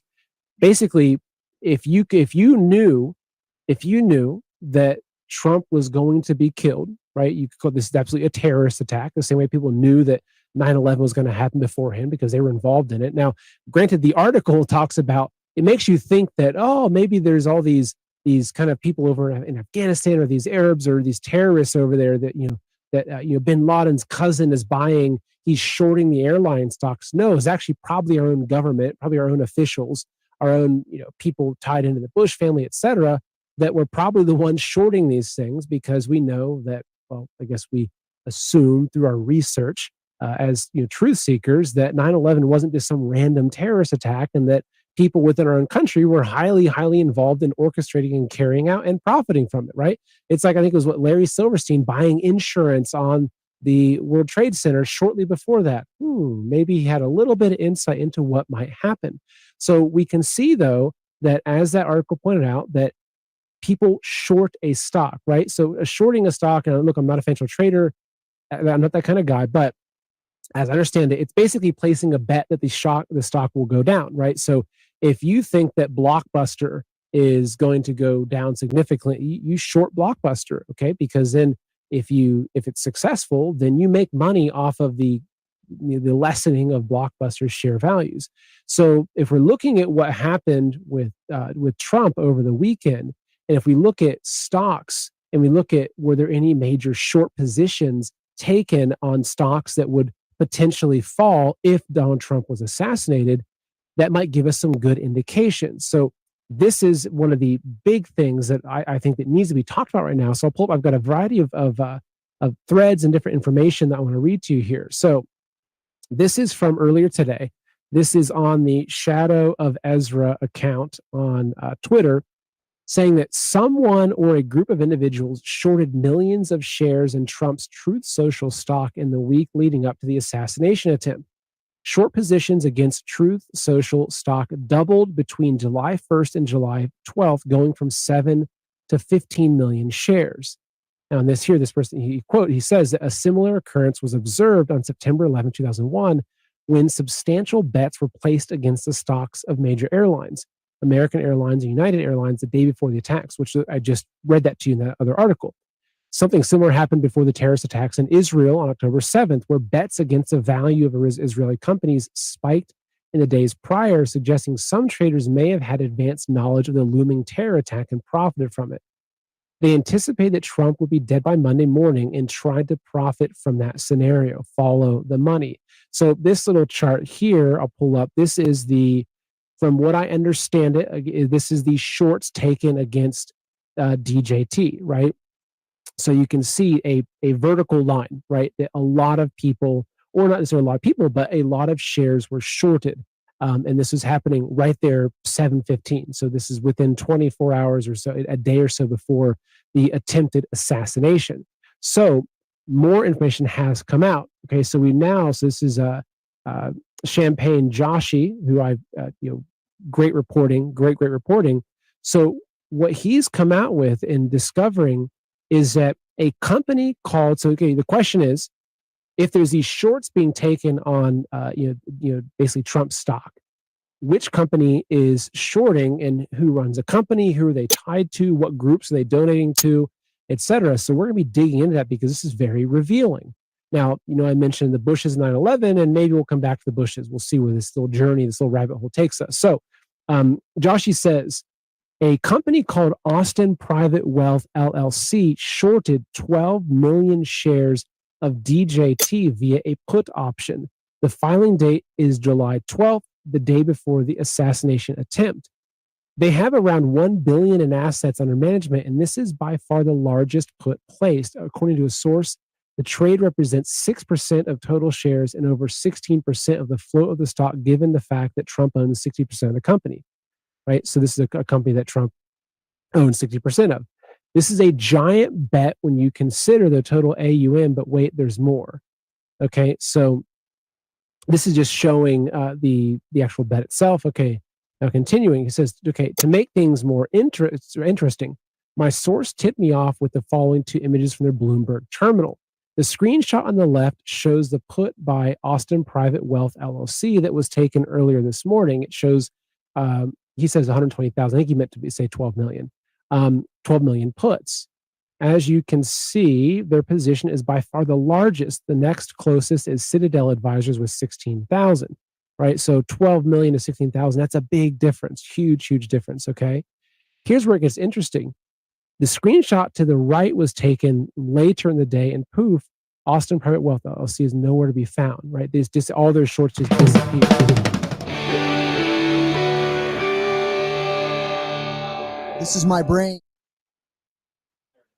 All right. We're back. There's a screenshot for you guys. Cindy did not make it tonight. She was under the weather, and we didn't get the information until the start of the show. Wes, there's a number of things a few minor things that you want to cover in your notes. Do you want to hit those now, or do you want to? I want to know about personal meetings. Obviously, Vivek came to your hotel and spoke. You had some other Heritage Foundation, some of the other groups coming there. Was there anything of any personal meetings that you had meeting with people? I know that was one of the questions I had for Cindy, because she posted a number of different people. And we wanted to have Shane as well. We wanted to have Shane and you and Cindy there, and me and Larry on the other side. Shane wasn't available. He was still handling some other business. So, those guys are very prolific. Cindy and Shane are very prolific at posting selfies and stuff like that. And as you said at the top of the show, I don't know if that audio came through. We were having audio issues at that point, but you said you're not very prolific at the selfie dynamics. So, but let's go there first, and then, or you want to go over your list? We can go to, you say personal meetings. The one that comes to mind, it wasn't a personal meeting, but Grover Norquist, he's the head of Americans for Tax Reform. Okay. He spoke to the Michigan delegation at a breakfast, and he did a really good job. And the thing that I say is encouraging to me is, I asked in the Q&A a question about So Americans for Tax Reform sponsors the Taxpayer Protection Pledge. You put in writing that you're going to oppose tax increases. Mhm. So, in Norquist's mind, one of the features of the Republican brand is, to keep taxes low, to Right. oppose tax increases. And so there's a number of I'll say higher level positions, Congress, Senate, that have signed the pledge. But I pointed out to Norquist that I've signed the pledge as a county commissioner. In fact, I would tell you that I was the first county commissioner in Michigan to sign the pledge when I first ran. And but now, and then there was I don't know, maybe 3 other commissioners, maybe 4. Well, now I'm thinking people retired, and when I looked online, I'm the only county commissioner who's signed the pledge. And I asked Grover Norquist about that. I said, in my mind, it is a great marketing point as a candidate. I'm not going to raise your taxes, and I put it in writing. Yeah. And he didn't have an answer when I said, well, why do you think there's less interest at a local level? And he walked over to me and gave me his card and said, give me a call.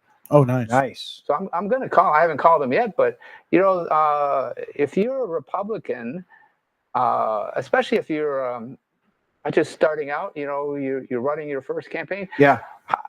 I can't think of anything better to market yourself on that I've signed the pledge to not raise your taxes. Not raise your taxes. At least not raise your taxes, Yeah. let alone lowering your taxes. Yeah. We are by statistics and by actual factual, we are one of the highest taxed populace in the developed world. Oh, when yeah. you take into all of the regulations, all of the other dynamics, they may couch them and not say it's a tax. They may say it's just a fee, or it's a this, or it's that. But the reality is we have taxes on our cell phone bills that were written for landlines. Yes. Yeah. It's ridiculous. It's ridiculous. There are taxes on our utility bills. Why is the government taxing us on utility bills? Well, technically, there's a tax every time you use a digital form of transaction. correct. Every digital form of transaction Yeah. is excised a tax by what is a banking institution that's basically collecting money for the government. Correct. If you go out and make money,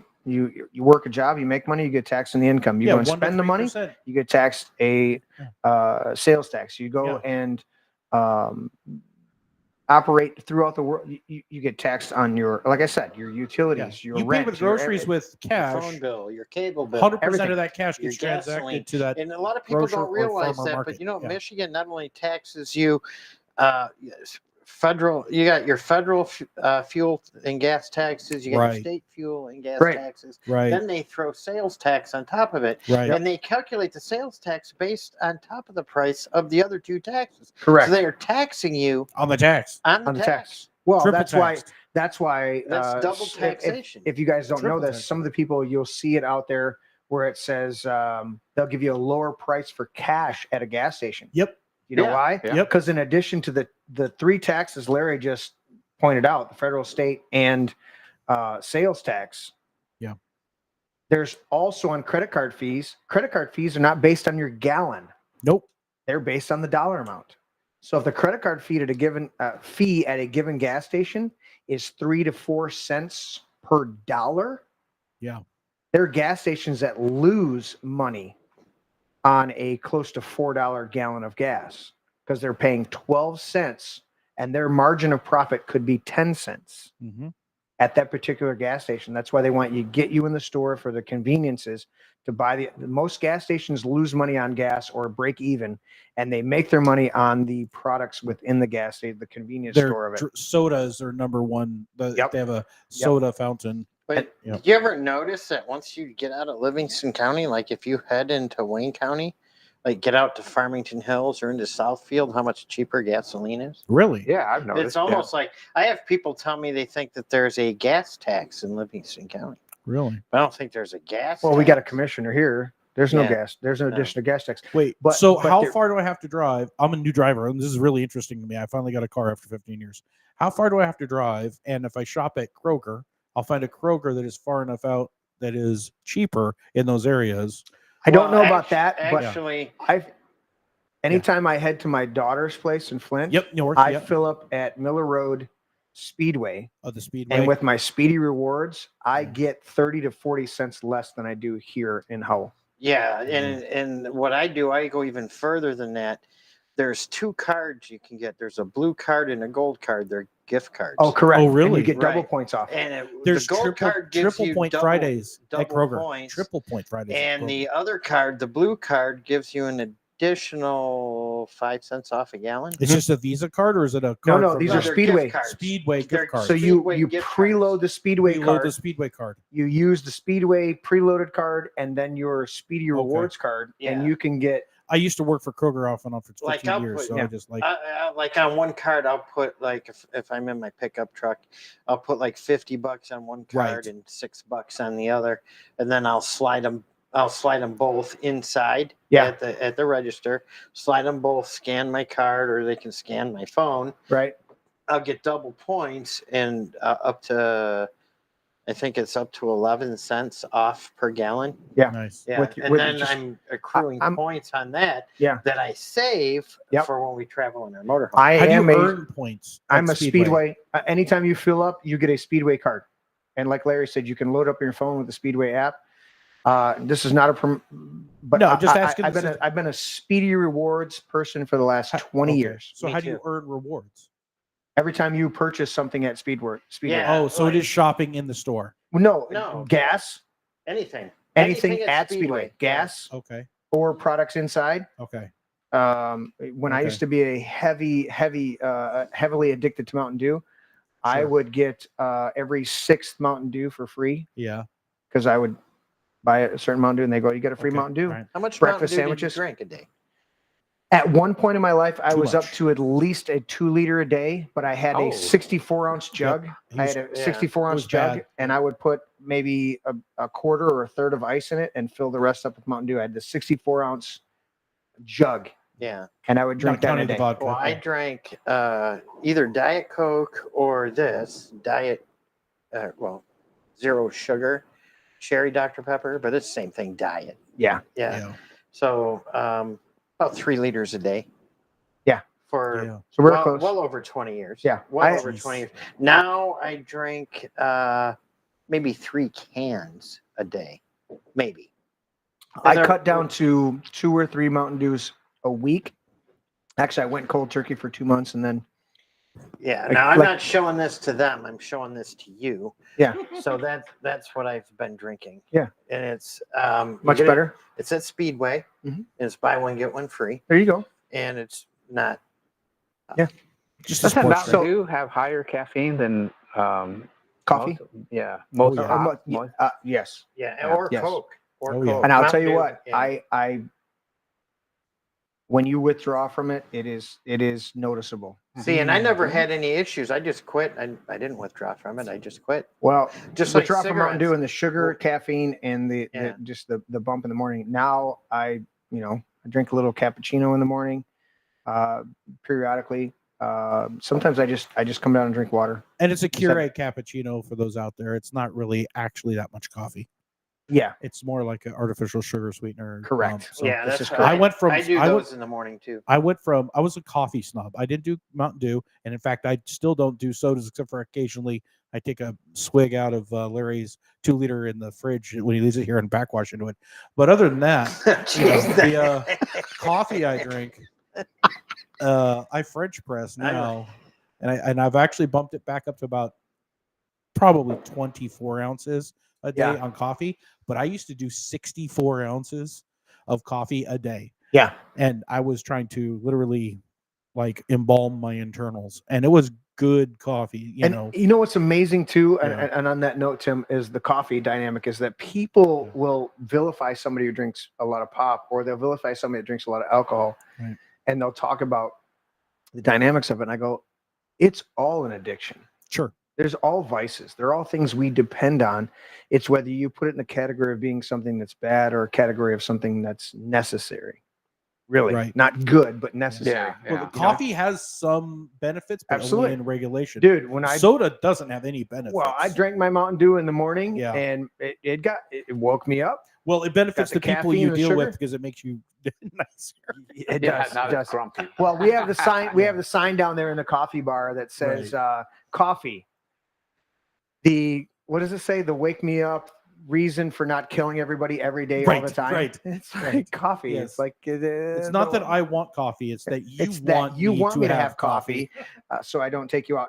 Wes, that was a very good personal meeting that you had, just dealing with the taxpayer dynamics, and I agree with you 100% that the pledge to not raise, at least not raise taxes, is phenomenal, and we need to be on that. I think that we should go back to a constitutional taxation system, but that's going to take a lot of work.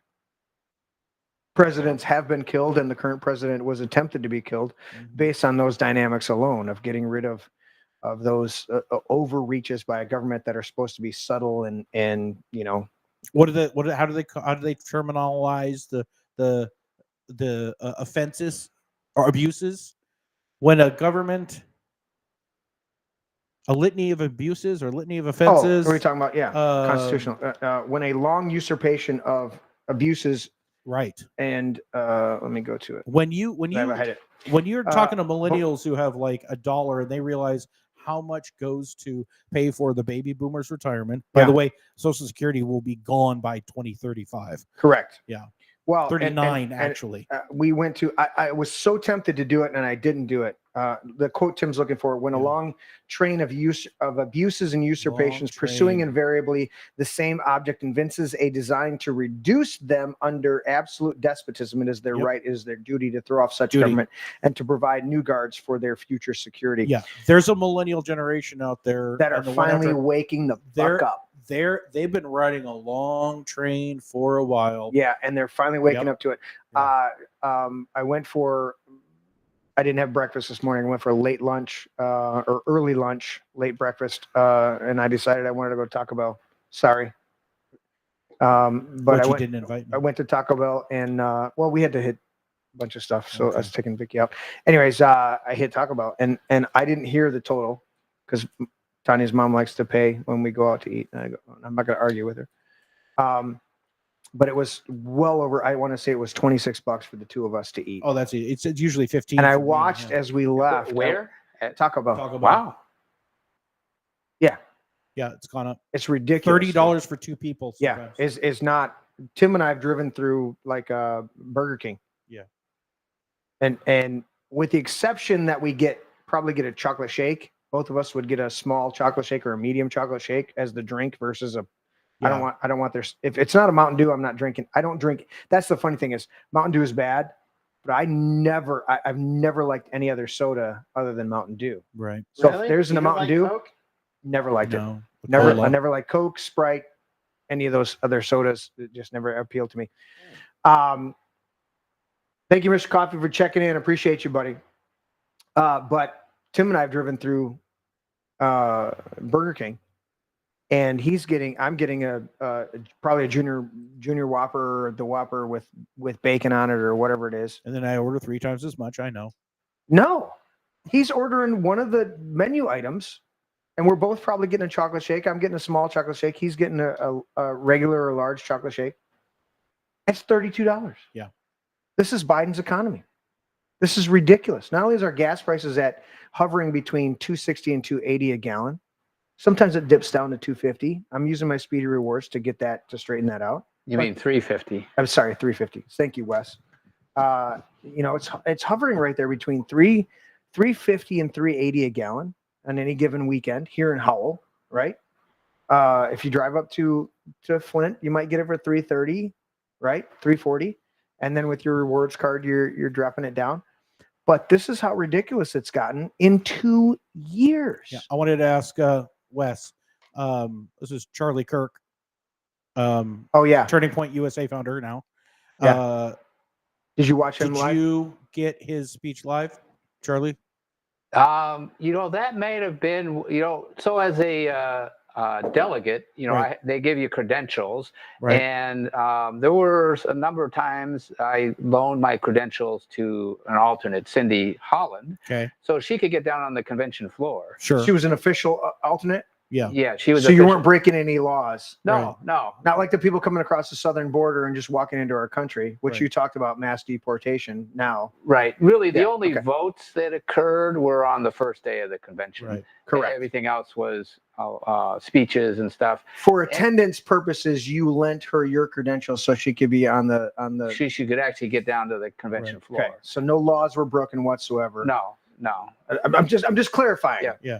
Because you Well- held up a sign, deport, mass deportation now. Of illegal. So we And didn't- I want to clarify that Wes wasn't ha- helping somebody is the break man and access has law. been consistent Yes. all along that even when he loans his credentials to people, they're not there to vote. They're there to just simply be on the floor and observe. And in this particular case, when we have the that's gentleman, Turning Point USA, Yeah. Charlie Kirk, which you didn't get to see this one because you probably had Cindy Holland in your stead. Yes. by the way, he will be local, and I believe well, Turning Point is coming to Floodgate, and I'm hoping Charlie will come. And I think he might. I'm hoping representatives, but Turning Point is going to be at Floodgate. I need to get Larry on that Yeah. and Wes on that. I Yeah. need you to get him booked for Yes, a that's show why. here at the Man Cave. That's why. That's why I want to because go We'll do a show. and get Charlie here. Yeah, that yeah. day. Continue, Wes. But you no, I were- was going to ask him about this because it has to do with the taxes and the young people Oh, right. and the next generation of talking about how do we address the next generation and the huge burden that are on them, and that they're working 30-year-olds that are not going to ever see a future unless a lot of things change. He had a very concise point on how to make it just simply illegal Yeah. for organizations who are handling large, like $500 billion in assets, to not be able to own single family homes in their asset package. Speaking of that, Toby McGuire asking here, did you hear what's going on in the Middle East? Oh, wait. Oh, Did you- did I hear? Did Oh, you hear wait. what's going on in the Middle East? I don't know. Did I hear? My rent's $3K and I'm working 6 jobs. I don't give a fuck. Exactly. That's the point. That's the whole point. So, Wes, you didn't get to see Charlie Kirk with Turning Point USA, but you pledged already to the other gentleman. Not raise What taxes. was the group again? Americans for Tax Reform. Americans for Right. Tax Reform. So you are clearly on the side of being for tax reform. But even housing Oh reform. yeah, I and tell you what, housing reform, all I'm that not stuff. going to break that pledge.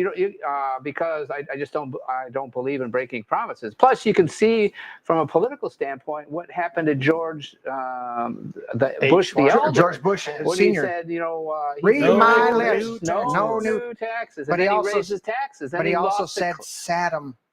yeah, Yeah, Saddam Hussein. Well, he lost because H. Ross Perot jumped in, but if he wouldn't have done "Read My Lips," no new taxes, maybe H. Ross Perot wouldn't have. Yeah, but the reality is the Bushes stood on either side of Clinton Uh-huh, and called him family. uh-huh. That whole cabal Yeah. of the Bushes, the Clintons, and the Obamas, they're all part of one big faction. And that was one huge thing. I want to know, Wes, did you hear anything about this? Because one of the biggest things that came out of the convention for me, not being publicized, no Bush, no Koch brothers, Yep. none of these neocon, Trump core, old. none of these never Trump assholes opposing everything. These were all people that were for America first, by and large, right? absolutely. Yeah, I mean, that, you had Lindsey Graham stood up and says, this state, and who was out of Mitch McConnell. Mitch McConnell got so many boos. Oh man, it was like I Hammered the fuck out of that guy. Bad for the guy. He Was it as bad as when Weiser walked out in our convention? Remember him? much worse? It was worse. Much worse. I worse watched than I watched it. Weiser. I watched it, but I want to know I what Wes missed saw that on the one. floor because he stood up there and he's her and we're just what was 46 or whatever his amount of delegates. He's like, vote for throw our votes behind President Trump. It was constant boos and then a slight Yay, get the fuck off the stage. Yeah.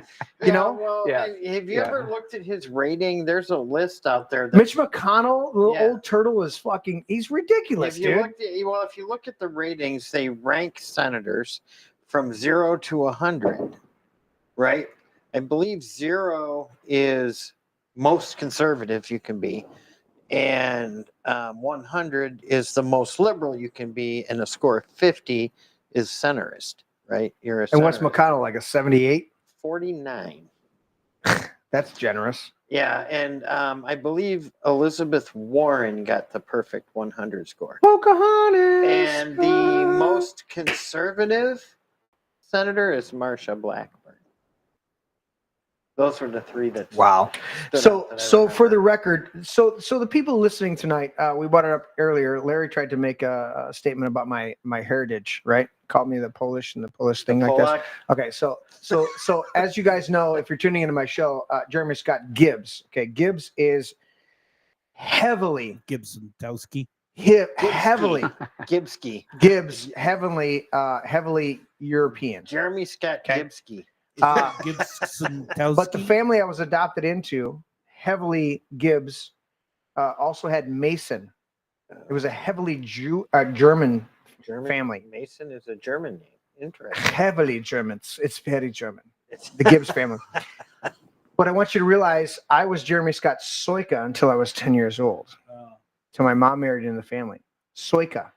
yeah, that doesn't sound Now- Polish. Doesn't have SKI at the end. Correct, because in Polish, Soiki? names, Yeah. the feminine, when my great great grandmother came across Yeah. legally through Ellis Island, would have been, she would have said Soika, and then Grandpa came along later because he paid for the family to come, or paid for the family to go first, and then they came later when he could afford it. Yeah. He would have came across as Soyski. Oh. And then when they came across and had to declare their name, she would have said Soika, because we don't make a distinction in America like they do in Slavic countries. Oh. Slavic countries, KA designates feminine. SKI is Masculine. masculine. Well, you know why. Same Polish way that names, in You know why Polish names end with SKI? They can't spell toboggan. fuck off, Larry. Jeez. But the same way in a lot of Oriental countries, Yeah. when we say Kim Jong Il, Mhm.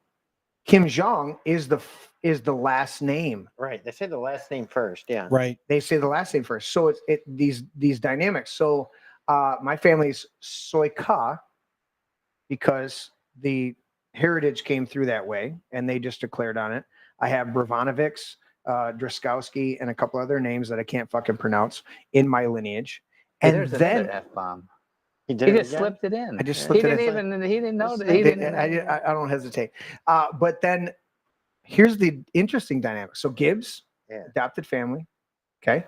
Soika, Polish Czechoslovakian family. Yeah. Soika, Soyski. You look up both names. I've done it on Ancestry. My biological father, Mm-hmm. Papanow. Happened, is his- happened when? Papanow. That is as French Canadian Indian as you can get. And I've looked up those names.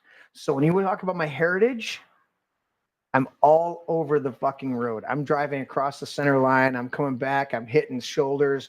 I'm just stirring up dust. I'm coming back over here. I don't even know half the time. But you know what that means? I'm an American, just like Wes, just like Larry, just like Tim. We're all Americans, just like you guys listening here. And what we demand for people coming across the border is not that you forget your heritage or don't discover your ancestry, but that when you come here, you assimilate into the society and you honor the customs and the overall approach of freedom. And I think that's the number one dynamic. That is, they tried to vilify Trump as a racist for so long and doesn't stick Well, because he actually nothing cares they about do. people. Nothing they do to Trump sticks. I mean, Yeah. if you think about it, they made up the Rubber band man. Trump-Russia collusion lie, the fake dossier lie, the Trump We paid first went through hookers to Russia. Yeah. It was all bullshit. Yeah, there was the hookers tinkling on the bed Obama slept on lie. Then there was the fake investigations, 2 failed Impeachments. unconstitutional impeachment. Dude, they threw one together like scams. in Yeah. 5 days. Yeah, then they had all these lies Yeah. circulated. The white supremacist lie, the Nazi, and the white supremacist Nazi You know, lie. I was just searching like who was oddly absent from the RNC, and I was trying to find lists, and I didn't realize this. But there, I pulled up an article. You know what topic was oddly absent? That Abortion, abortion. oddly absent. You know why? No. It's a failed talking point from the left that they tried to push. And you know what? The vast majority of the people, even on the left, Yeah. do understand that it is taking a life. It only plays in the Right. fringe minority. And when they Right. lose the majority of the conversation, it doesn't play. Right. It doesn't play. Well, the thing is, it's a states' rights issue, and Right. Trump appointed Right. 3 Trump appointed Supreme Court justices turned Mm-hmm. it back to be a states' right issue, which it should have been, which is a constitutional dynamic, which brings it back. yeah, You know, Roe versus Wade was probably the worst decision the Supreme Court ever made in the history of this country. And I talked to liberal attorneys and judges that I've known in my life that agreed that Roe versus Wade needed to be overturned it was a horrible because decision. it was bad. It was a bad decision. It was a bad decision. Not only that, it was not It wasn't. It was based not on anything founded in the constitutional. legislation. No. It was not founded in the legislature. Well, it wasn't Okay. founded in the Constitution. I got Yeah. a question. What do you got? What? Here's the line of thinking. Mhm. What are state right issues that a county can actually take precedent over? What is it? What can a county commissioner override in state like the state can override in federal? One area that I'm concerned about is land use, That's huge. agricultural. That's huge. There's a lot of things going Yeah. on at the federal level that I've heard of that I'm excited about. I heard there was something in committee last summer that hopefully will be voted on before the end of this sitting that might deregulate at the federal level any control of the growing and regulation of an industrial hemp crop, and it will be handed back to the states and tribal courts for regulation, basically opening up a brand new industry at the state and tribal level for growing industrial hemp, like our That's founders huge. used to That's do. huge. It's ginormous. We'll kick this over to Wes and give it his take on Yeah. it being a phenomenal county commissioner here in the constitutional conservative Livingston County, Second Amendment constitutional Livingston Mhm. County. The dynamic of the original Right. dynamic constitutional was national defense and really national commerce and defense nationally. Other than that, these states were originally looked at as individual nation states, Yeah. and our coalition as the United States. In fact, the original terminology, and you can look at this up in Black's Law Dictionary, how that terminology works, but the original phraseology was these United States, not the these United lowercase United, lowercase these United States States. of America. So breaking that down and coming back to it in conjunction with what Tim was asking, Wes, how do you see your role? You've got a meeting tomorrow with the county commissioners. How do you and the other, you don't have to speak for the other county commissioners, but you guys are pretty unified on being constitutionalists and looking at all the dynamics of relieving the burden on the people and being the most prosperous county with the least amount of regulation and all that stuff. You've demonstrated over and over again. I'm boasting for you.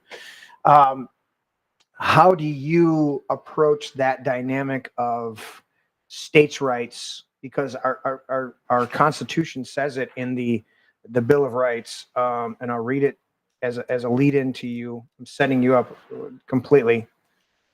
Wes. Tossing a slow I'm pitch. setting you up. I'm setting up with a slow pitch here. The enumeration of the Constitution of certain rights shall not be construed to deny or disparage other rights retained by the people. The 10th Amendment, the power is not delegated to the United States by the Constitution, nor prohibited by it to the states, are reserved to the states respectively and to the people. Wes, give us your take as a county commissioner, and then the overall dynamic of being part of a pretty conservative board on how these. I teed you up. Yeah, no, the state. I agree with what you say. You know, the founders of our country viewed the individual states as sovereign. You know, they would work together on certain things, national defense, but the states were to have more authority than the federal government. You know, in terms of running their own affairs. You know, with regards to a county is. We could never pass legislation that would override a state statute. But what we can do, and what we did do with regards to the Second Amendment, we said we weren't going to spend any more money. We weren't going to appropriate any money to enforce the red flag laws. Okay. That if and it's not going to happen, but if the sheriff's office came up to us and said, the Board of Commissioners, hey, you know, I need more resources. I need more staff. I need more To enforce lockdowns. to enforce the red flag law. Yeah. We wouldn't appropriate the wouldn't money. do it. You would say go pound sand. Yeah. Or as Elon Musk would say, look yourself. Anyways, Yeah. And you know what? It is you know, the left Mike. went apoplectic when I think we just hold lost your on a pack. second. Wes, I got you. Yeah, while we're getting your pack in there, I put fresh batteries in this, that's so weird. but that's why I Yeah. keep 2 fresh ones right here on the wall behind me. This is normally Mr. Coffee's job. I blame him, and I will deal Oh, with him now later. he's gonna blow up and chat at I will you. deal with him later. There you go, Wes. Continue. How's that? Does that work? Yeah, Yes, it's working. that's good. It's working. Good switch. So about how So dare you say you're not going to fund these things or Right. but when Nessel just months earlier, if that much, she talked about not enforcing something with regards to abortion. Okay. Right. So it's like that's her discretion as the AG. She has that prosecutorial discretion. And He said it correctly. I kept fucking it up, but he said it correctly. He's not Polish. Larry, racist bigot. You fucking racist, dude. I'm just gonna keep throwing shit up, kid. I'm out. So Continue. anyway, that is part of legislative discretion. So, Yeah. But and that's the dynamic that you guys. One thing that I heard that you didn't say, but the thing that I heard the overtone of it, and answering Tim's question and my addition to that question is the power of the purse. yeah, Is the power of taxation on the people, right?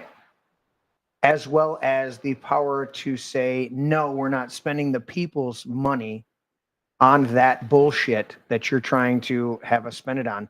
And in conjunction with, I think the 9 commissioners that we have, right? One of the dynamics, not the only dynamic, but one of the dynamics that bolsters your positions to be able to pass what you guys have passed. And it's been historic, 100% historic in the last 3-4 years, okay, that you guys have done. And I commend you and the other commissioners 100%, okay? Passing, saying no, the Second Amendment. We are a Second Amendment sanctuary county. We are not going to enforce this draconian bullshit of lockdowns and all these other things. We're not going to allocate. You want to give us money from the state? That's fine. You're going to give us money, but we're not spending it on these draconian measures to try and lock people down. We're not going to do that. And you guys have pushed back multiple times, and that power of the purse is the most fundamental authority that you have to say, here's where the money is. And you've worked very hard. I've watched it. I've watched it from inside. I've watched it from outside. I've talked with you, Wes, of course, but I've talked with almost all of our other commissioners. Okay. in their pushback to say we're going to be transparent. We're going to make sure people know where we're spending their money because it's their money. We're going to work to make sure we're not taking more of their money than is what is necessary to provide. It's like a business owner who has awesome sidewalks in front of his business and snow removal and good light fixtures and all this other dynamics, right?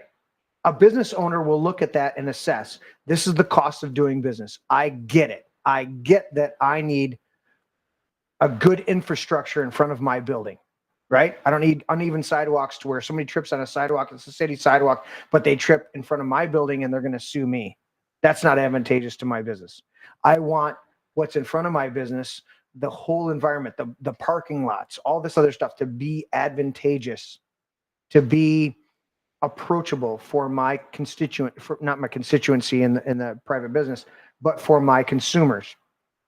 And then the commissioners, the other people in charge, look at the constituency and go, we're taxing this business to provide infrastructure and make sure that they have dynamics, right? Livingston County, we have M59 running through your district, a big portion of it running through there. We got the Michigan lefts, we've got different light fixtures. Heartland has seen a bit of a renaissance. We had a little bit with when Walmart came in, then Walmart left, and there was a little bit of a lull, but now we've added Taco Bell and Panda Express and some of the other businesses and the Imagine Theater and stuff like that. It was just mire for a long while in that whole development area right there at 59 and 23.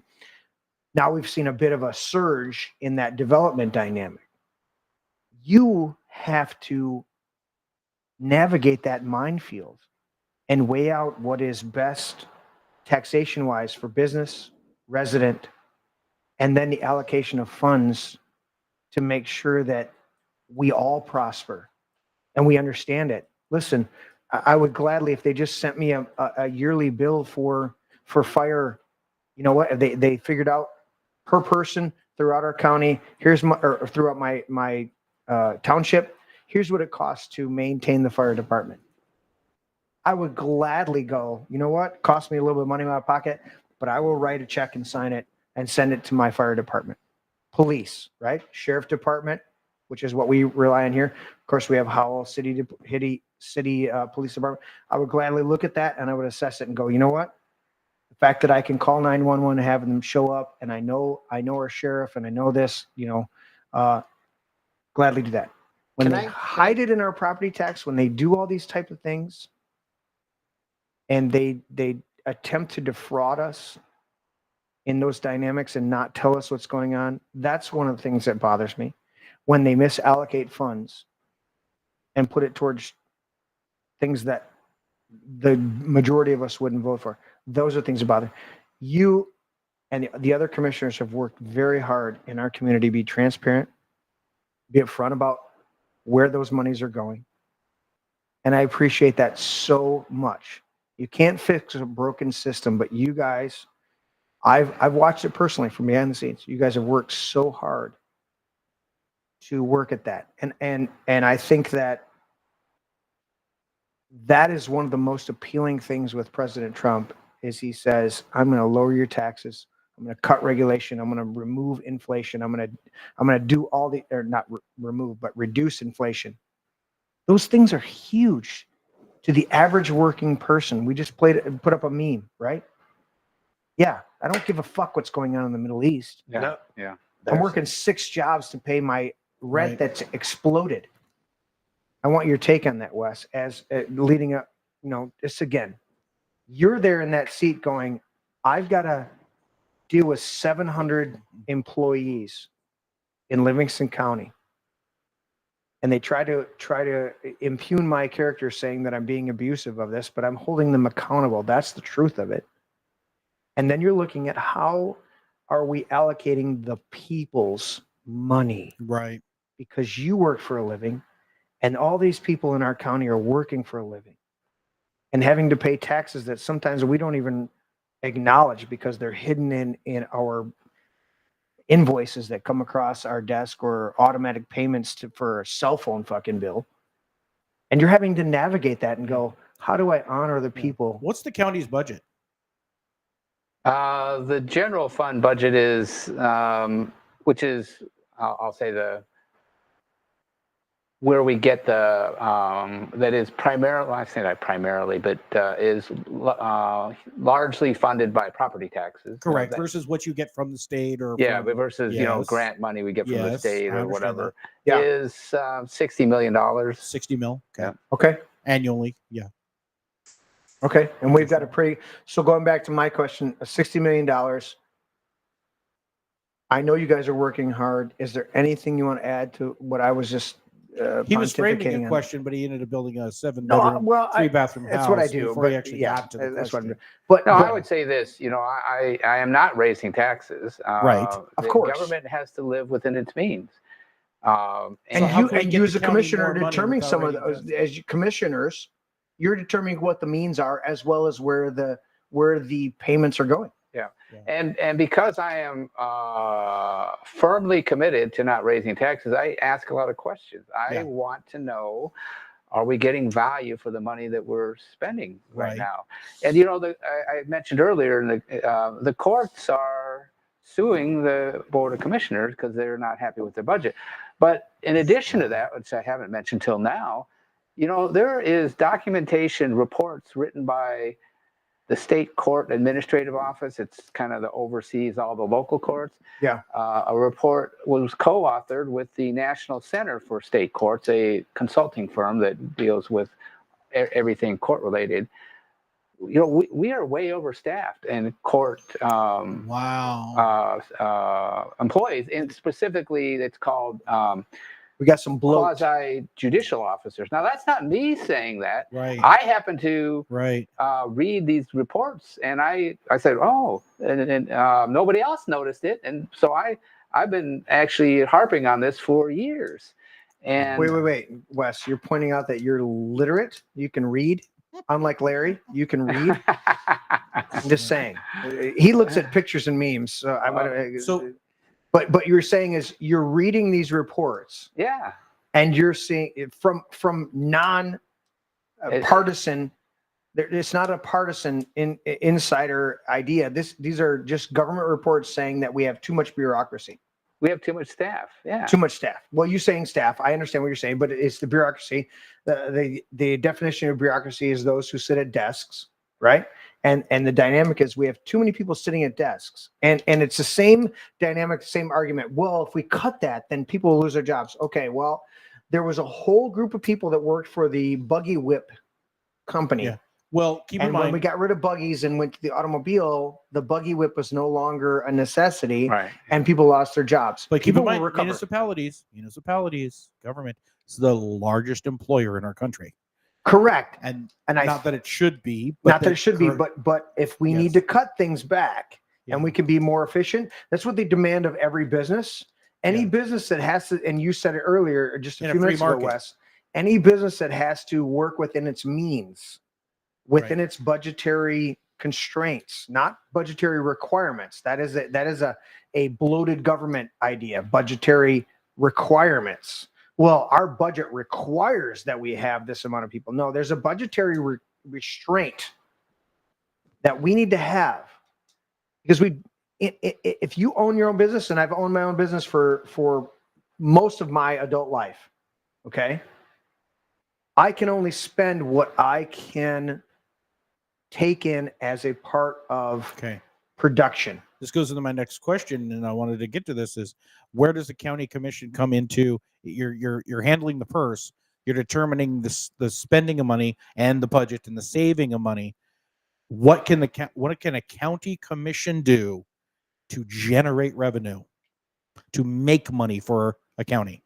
Is that part of your purview? I guess when you say make money for a county, I'm not sure what you mean. What I mean is the revenue for a county comes from either taxes or the government gives it grants. But is there programs that can generate policies that increase? You want to foster business incomes. For instance, if taxes are the county's income, is it just land ownership taxes? what are the other income streams? Because Jeremy's mentioning business, and unfortunately, these are two animals. A for-profit business is not government regulation. You can't run a government like a business if you don't have the ability to expand your income. And if he doesn't, he can't.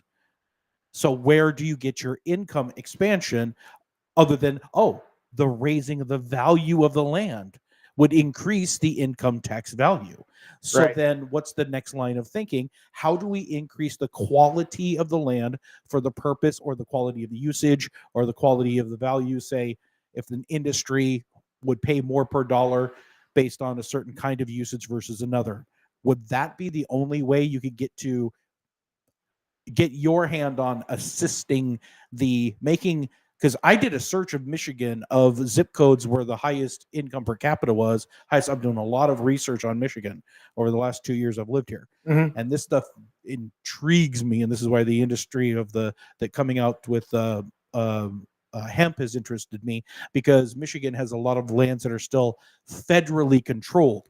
It's nothing like, Nevada, that is literally like 89% federally controlled lands. It's not even Nevada's land. We only have like 10% in Michigan that's federally controlled, but it's a Right. lot of swaths of lands that could be granted back to the tribes or agricultural use for a purpose of doing something like a program for an industrial hemp growth.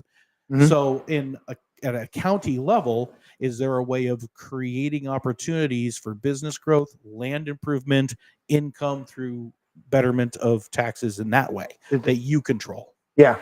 Is there a dynamic to fostering business growth versus residential taxation? With respect to business growth and government's role in that, I am not of the mindset to subsidize any business. So you talk about economic development. Both at it happens largely at a state level, but there's some stuff that goes on at a local level. I do not believe it's government's place to pick winners and losers in the private sector, because that's what Needs to you're be an equal playing field. That if you're gonna say, I want to increase the value of this land, I want to get this business in here that makes widgets, it's going to expand the tax base, right? I'm firmly opposed to a government handout for the widget manufacturer. Subsidy. Subsidy, Yeah.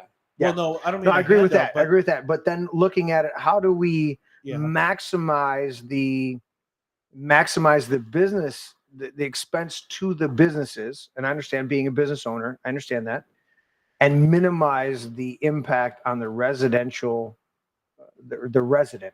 But this might not be a From that- county from that- commission thing. He just might not do it. Well, It just might not be part of his purview. correct. But at the we county commission. No, and I get that. But we've Which is also fine. we've also Might be had the Marion planning Township commission. dealing with them trying to develop just south of Latson. Yes. Is that the PUD It's a thing? huge fight. Yeah, the huge. PUD. But yeah. Yeah, Huge and thing. isn't it funny that the Democrats are agreeing with the conservatives on this? We've had there's multiple been some people that collaborative- declared Yep. Democrats come on the Yeah. show. Yep. We've hosted them here off record and saying thank you, John Bovee, Genoa Township, not Marion Township. Yeah. Genoa Township, Genoa, you're right. south of. That's why I love our chat. Yeah. No, that whole Genoa huge. Township, I mean, I don't know all the details. I know enough to know that the citizens are none too happy. No. Because they want to turn 5 to 10 acre plots that most of the residents hold. It's by and large. There might be somebody that owns 50 and somebody that owns 5 or a 0.5. 11 or okay. yeah. But overall, it's 5 to 10 acre plots throughout Genoa, right? South of 96, east of Latson, predominantly. And they want to then rezone it and develop it into light commercial, an industrial park but with the intent of being it industrial. with campus, quote, campus, what they call them, campus exceptions that would Campus give them exception, some heavier industrial. Basically a 15-minute trucks. city. Yeah. So I tell you what, And they're like, go fuck yourself. We're not doing this. yeah, no, this is a great example. When I say great example of an educational moment, because Yeah. it is the township that Genoa Township that has control over the zoning and how they zone things. Right. The county's role is very minimal. In fact, the county's role is a advisory role. You know, if a township planning commission says, "Hey, you know, we're thinking about rezoning this, and what do you think about it, county?"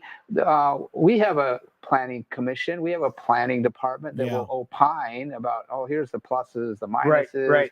But the decision-making authority rests solely with the township.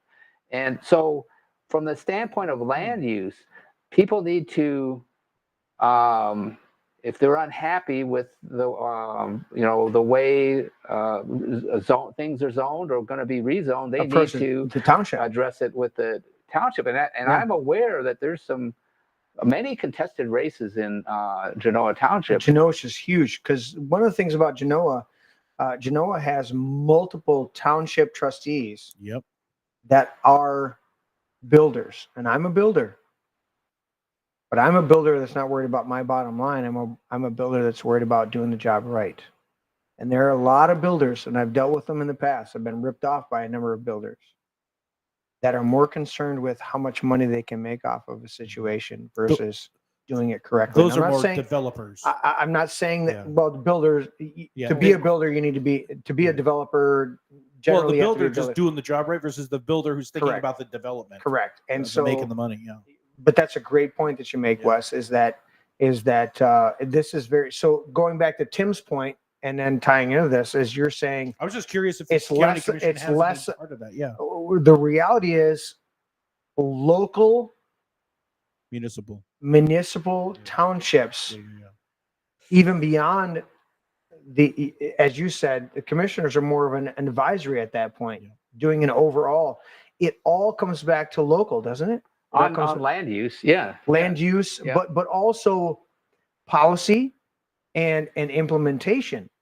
If the policy in a township overrides county commissioners, how do the county commissioners override that? Just as you said that the state may send out a thing, and your number one retort or opposition to that is to say, okay, we're not putting our money towards that.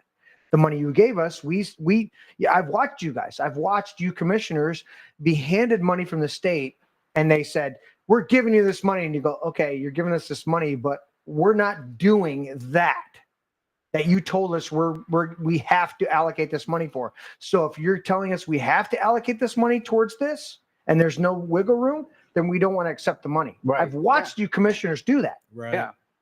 That's the power of the purse. Yes. And then the local money, you're saying we have 100% control over local money, and then any money coming from the state, we're going to scrutinize how that money is going to be allocated and how it's going to be spent. That's phenomenal. It also comes back to these local townships. And I want people to realize this, just tonight when you're listening to the show, is that the power of you showing up tomorrow at the county commissioners. Listen, I expect a whole bunch of our audience to show up tomorrow at the county commissioners and say, we support you 100%. You guys have done a great job. Is there both? Both. Oh, there's both. Both tomorrow. Wow. Okay. Heartland. But I want this to be out there because our commissioners, our current board of commissioners, and hopefully the after this cycle, the continuing board of commissioners have done a phenomenal job of upholding the Constitution of limited representative republic. They have held that idea of a limited government by Constitution. And I want to see that continue. And I think that you, Wes, and the rest of the commissioners have been transparent, have been upfront on doing that to the point that you're those that oppose you and other commissioners, their only gripe is that you're being harsh to other employees. No, we're holding them accountable. And if I walk into your office and I say, listen, you need to be upfront with the way you're handling things. That is not being harsh, it's being accountable. Larry, what you got? Before we go to final thoughts, Yeah. I've got some breaking news. What do you got? You want the bumper? Please, sir. Bumper. Let's see. Breaking news. Is it going to work? Yeah, is the button well, gonna work? it's, You can bring. Oh, It's not a It's bumper. not predicated on the key. no. Oh. Yeah. But It you can bring the story up on your Facebook. is- I just sent it to you. You sent it to me. And it Oh, it's goes in the with weird stuff. Weird- When wait, we were talking weird? about weird Snopes stuff earlier. coming up Here right is here after something this. Very Is strange. this it? Breaking news moment. I'm waiting for the. Wait.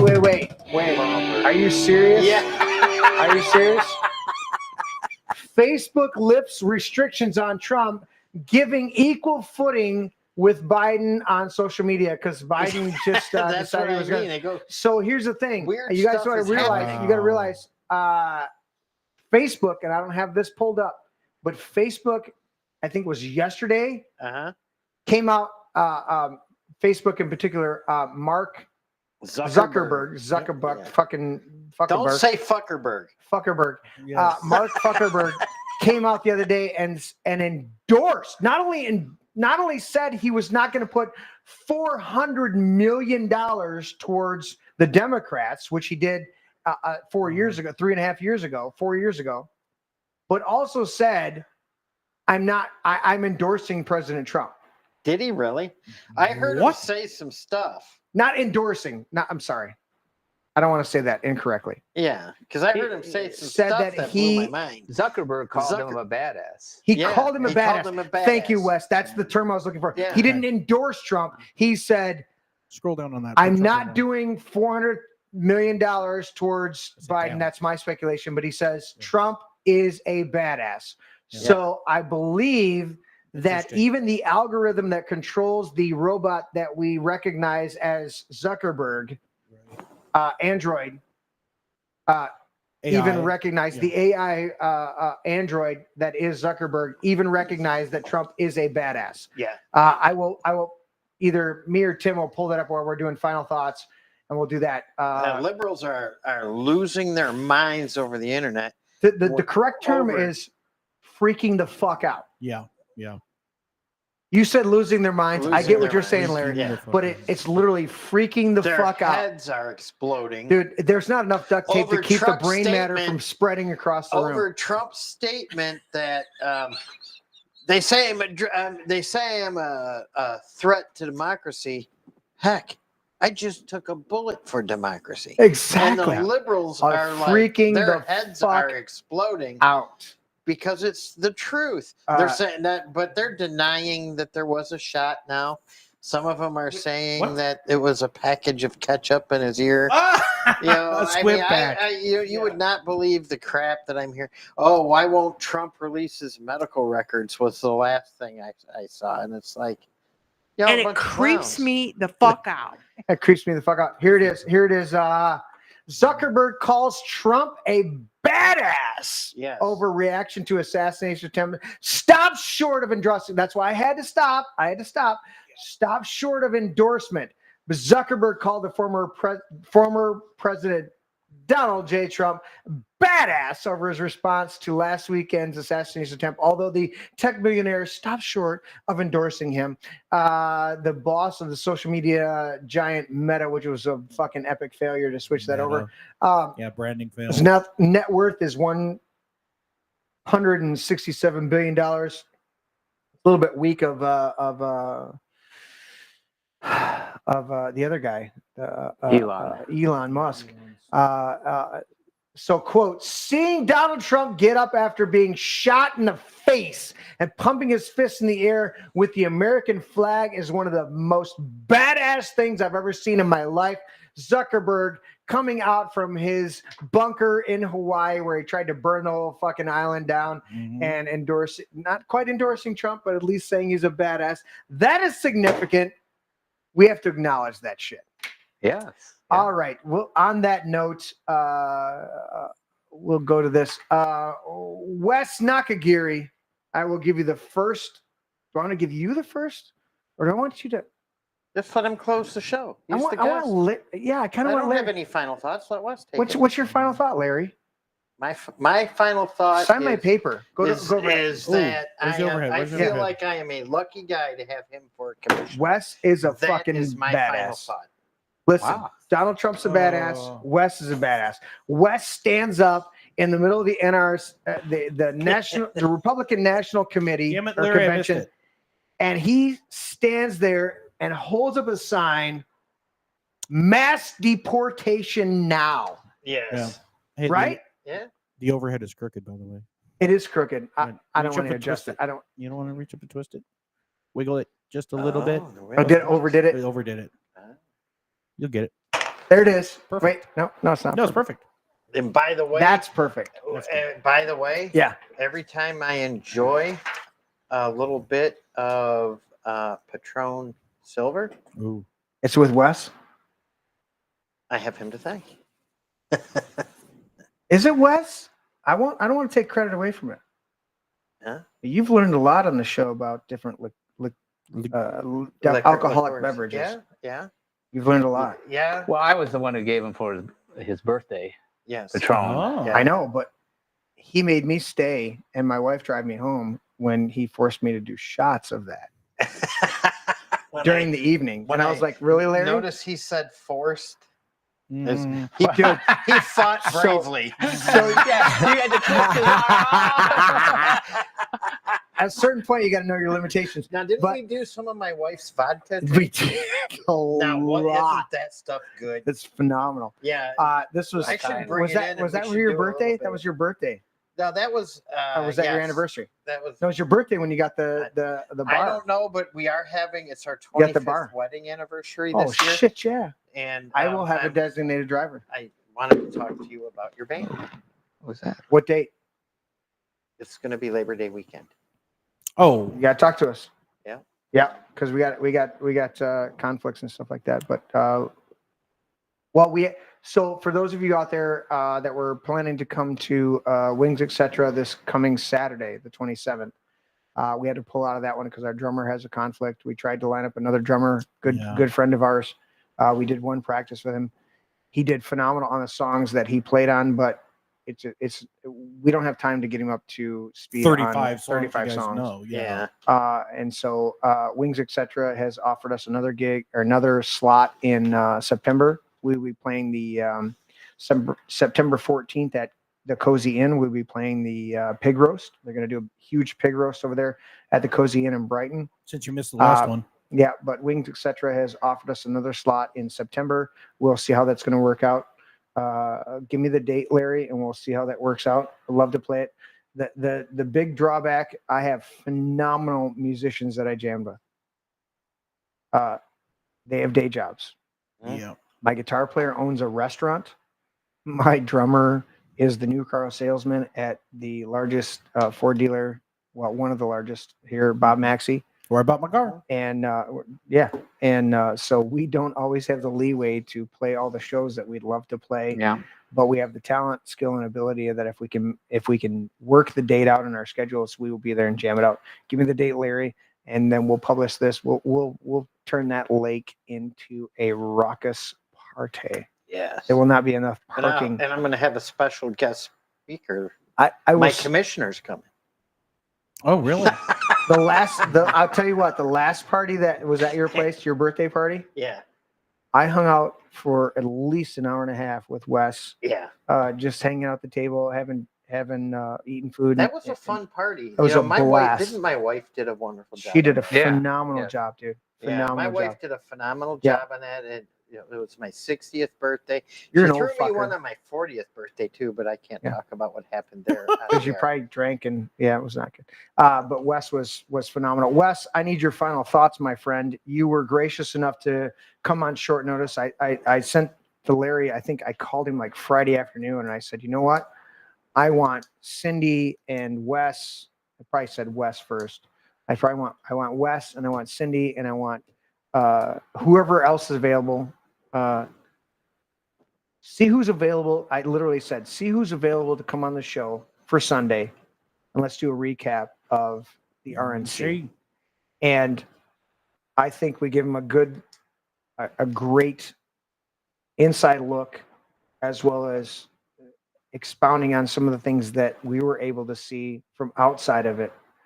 And so, Wes, I just want to get your final thoughts on talking about the Republican National Convention that you were able to attend as an official delegate there, and whatever else you want to hopes for the Save our party. Yeah, tonight. let me cover a couple things that one that I would think most viewers on TV would not have recognized, and the first thing is I would sitting down on the convention floor, I could look around. They had three teleprompters, so that the speakers could. Ooh, I was going to ask about that. They could look to the right and read their script, or they could look forward and read their script. They could look to the left, and so I would occasionally. I didn't do it for every speaker. But you were paying attention to that. Yeah, I just want to see how well the teleprompter was working, and what's This is so good. They should put that in listen, in the budget for the county. Yeah. So when the community comes to speak at call to the public, we can read from the teleprompter. But this is shut up, Larry, you're so full of shit. But this is so good because I want you guys to realize this is one of the questions I had earlier in my notes, and I wanted to ask Wes about this because I heard a number of people that Trump went off his script, and other people. These are people that you spend time writing out your script. Two of the most famous speeches ever given: the Gettysburg Address and Martin Luther King's "I Have a Dream." Okay, Yep. And the Gettysburg Address, it was what 2, 3, 4 minutes that Lincoln gave. There was a guy that spoke for 2 hours before Lincoln got up, or an hour and a half, something like that. He spoke for a really long time. You don't know his name. I don't know his name. Because Lincoln got up and spoke from his heart on something he scribbled out as he was riding in his coach on the way to Gettysburg, right? Martin Luther King, phenomenal story where he writes out his speech, and when he gets up to the podium, it's not the speech he gives. And there's documentation on this where he ends up talking to somebody and says, somebody comes up to him right immediately after. Yeah, there was in a film. And they said, phenomenal speech. And he says, thank you. And he says, can I have a copy of it? And he goes, nope. You can have a copy of what I originally written, which was not what I said. And he hands him a copy of this, and it's floating around. It's out there somewhere. It was like in the Malcolm X movie or something. Something It was like in a that. movie like that, yeah. But this is so profound, Wes, for you to share this idea that people come in and they want to be prepared. They want to have, they're not trying to can it, but they're thinking about their thoughts and what they want to say. I've said before, I'm very articulate and proficient, and sometimes fumble my fucking words on my own show twice a week. Especially When I those words sat start before, with when F. I came before you commissioners, I had multiple notes and what I wanted to say, and I felt like I failed at my delivery. Sitting before you commissioners in a 3-minute window, and now you're giving insight into multiple people standing there with teleprompters, and you're reading it and you're observing it. What's your observation, sir? Well, they don't go word for word. They would change a few adjectives, or they would change, and so I found that interesting. That it's not they're not reading 100% off the script. But the most interesting part was Tucker Carlson's speech, and I don't know that that was awesome. I don't know that somebody else, because I didn't look at the teleprompter for every speaker, but I'll say of the speakers I looked at the teleprompter on, Tucker Carlson was the only one that didn't have a teleprompter. I didn't have a scripted speech. He had a timer coming down from timer. Yeah, so he knew how much time he had left. No bullet points? No bullet points. Nothing, just a timer. Just a timer. Wow. So he just I'm thinking, well, he must have rehearsed it a little bit, but he didn't have the teleprompter. He kind of winged it. I don't think he does. I think Which he doesn't just surprise knows. me, because Tucker Carlson, he's a professional. Yeah. And but no, that Much one, like us here at the show. Yes. Not quite on that almost scale. as good. Almost as good. Almost as good. Yeah. Give me your final thoughts on Trump's speech, because we know I've had multiple takes on that he deviated a number of times from his speech. Yeah, Or deviated, or at least paused. He always does. They literally said, Did you watch his remember the day I met you? Right? Remember we're at the Trump rally? was that when we smoked a big blunt? It's not the first time. Right. It's not Just the checking. first time we met, but it's where we got to know each other. I think we met at a couple events, but Jane brought me, introduced me to you, and I sat with you. Oh. Do you remember we could see the teleprompters? Yeah. And I was amazed by how often they stopped. Oh, that's Because what I was his going to say.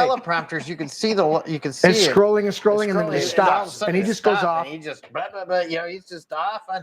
You know what? The Secret Service fucked up on his assassination, but I'll tell you what, Yeah. the teleprompter guy Yeah. is on point. Because that guy knows when to pause Right. when he needs to, because he's like, all right, Trump's going to keep going. Did I'll you just ever pause hear? here. Did you ever hear the teleprompter guy that worked for Biden? No. It's hilarious. Dude, There's a whole stick on this guy who gets called from the White House to come back to work for the teleprompter part of that He's job. probably like, No. He's like, no, I know you called me at work at he works at like this latrine bathroom shit cleaning out job, and he's saying no, I'm going to stay good. here. This job, this is it's better much less difficult. because he's always off script. He's always off script, and so it's hilarious. I'll try to find it for next Tuesday. Wes, continue. Sorry, we got to interject because it's fucking hilarious. Well, I would say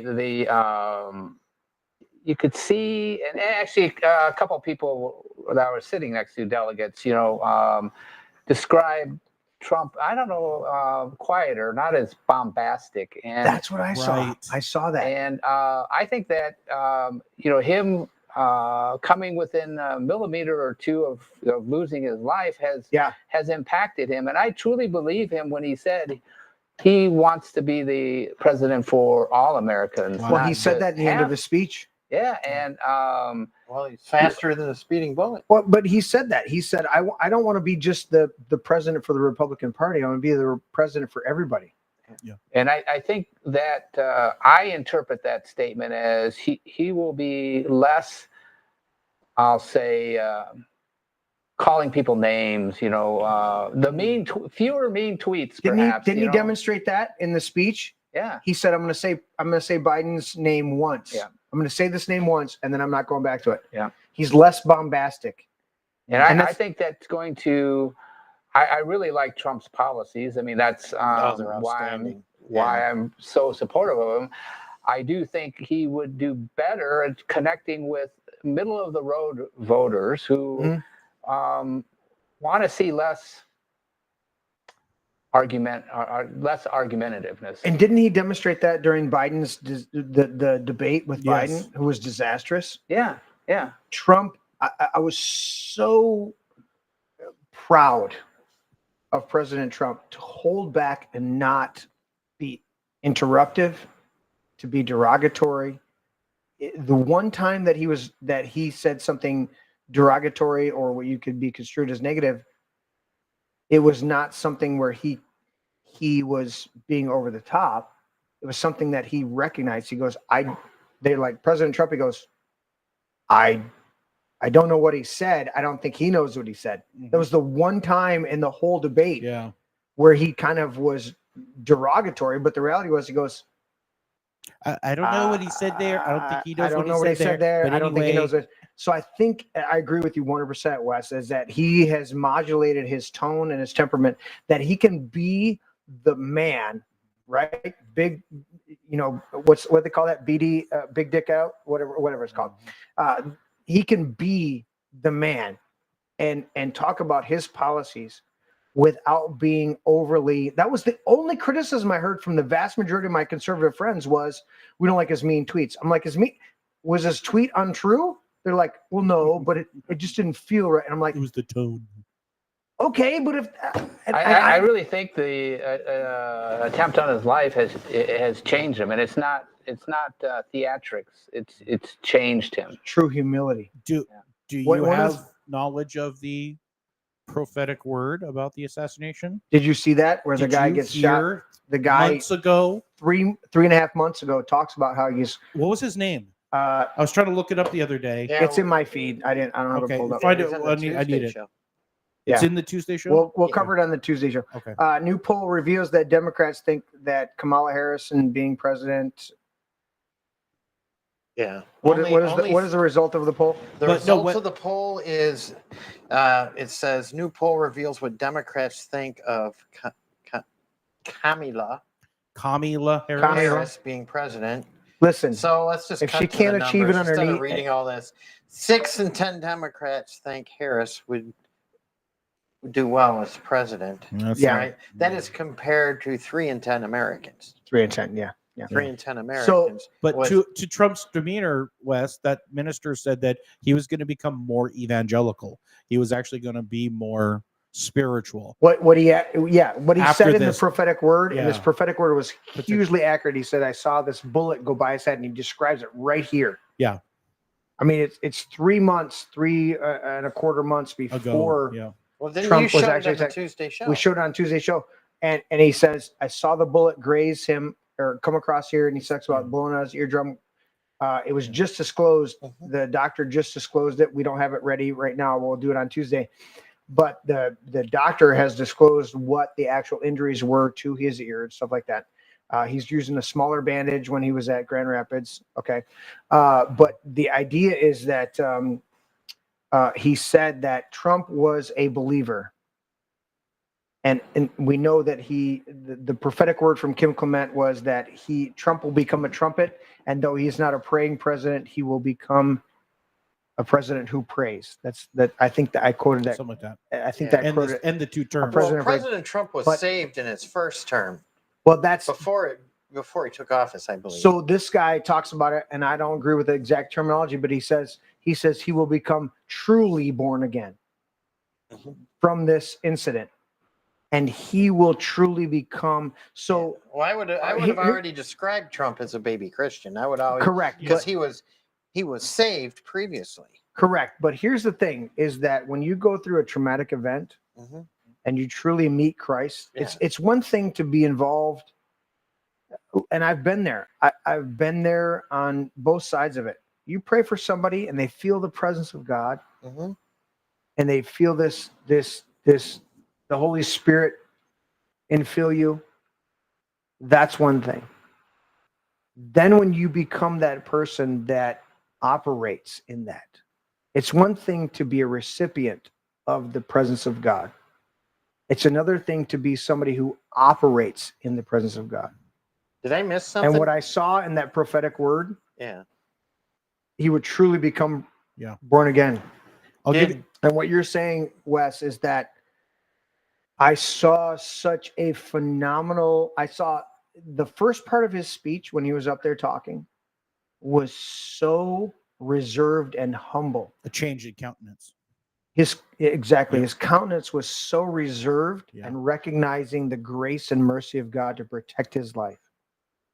Yeah. And then he even said it in his speech. He's like, I don't want to keep this. I don't want this to be down or feel like it's depressed. I want everybody to understand we're still going to be Trump. He had to bring his speech back up because he said right at the beginning of his speech, I'm going to say this one. I'm going to talk about this once, Yeah. and I'm not going to talk about this again. I shouldn't be here. Mhm. And he recognizes the mortality of who he is and that the grace of God. Now, this is a man who has Secret Service go out and buy meals randomly from fucking fast food joints and come back and give it to him so that he can eat because he's concerned with being poisoned. People don't know that. That's what Trump does. He sends out random Secret Service agents to go to fucking McDonald's or Taco Bell or Burger King and buy him meals because he's concerned with being poisoned while he's on the road. Right. He was set up in Pennsylvania. Yeah. And you got to witness firsthand, Wes, this man giving his first official speech following the attempted assassination, which we watched. We're going to profile this on Tuesday. We watched the assistant director of the FBI slightly lean down and come back up with her phone to record everything. She holds up a sign in a specific motion, looks to her left, looks to her right, comes back down, grabs Really? her phone, comes up, holds the phone up, and is recording as the shots are fired. Before the shots. Before the shot, she's holding up the sign. Holy She's cow. looking to her right. She's looking to her right. She comes back down with the sign. She pulls up her phone. When the shots are fired, she does this to look down because Trump has ducked down at that moment and then stands up. No flinching, no apprehension. Fucking lady was in on it. Well, this was the one that was at the RNC, though, right? And it was confronted on the No. stairs? No, this is No? the assistant Oh, the FBI director. assistant We're going FBI to director. profile this on Tuesday. I'm getting geared up for this. We're going to do this. Wes, Has he Any- finished his final thought? he hasn't finished his file. Hasn't We finished keep his file. interrupting because he's making great points and we He just is. can't let him finish. Wait. I'll give you some inside baseball on Trump real quick when it comes to his spirituality for his first term, because I was privy to his spiritual connections down in Oklahoma and the pastors that went to DC to meet him.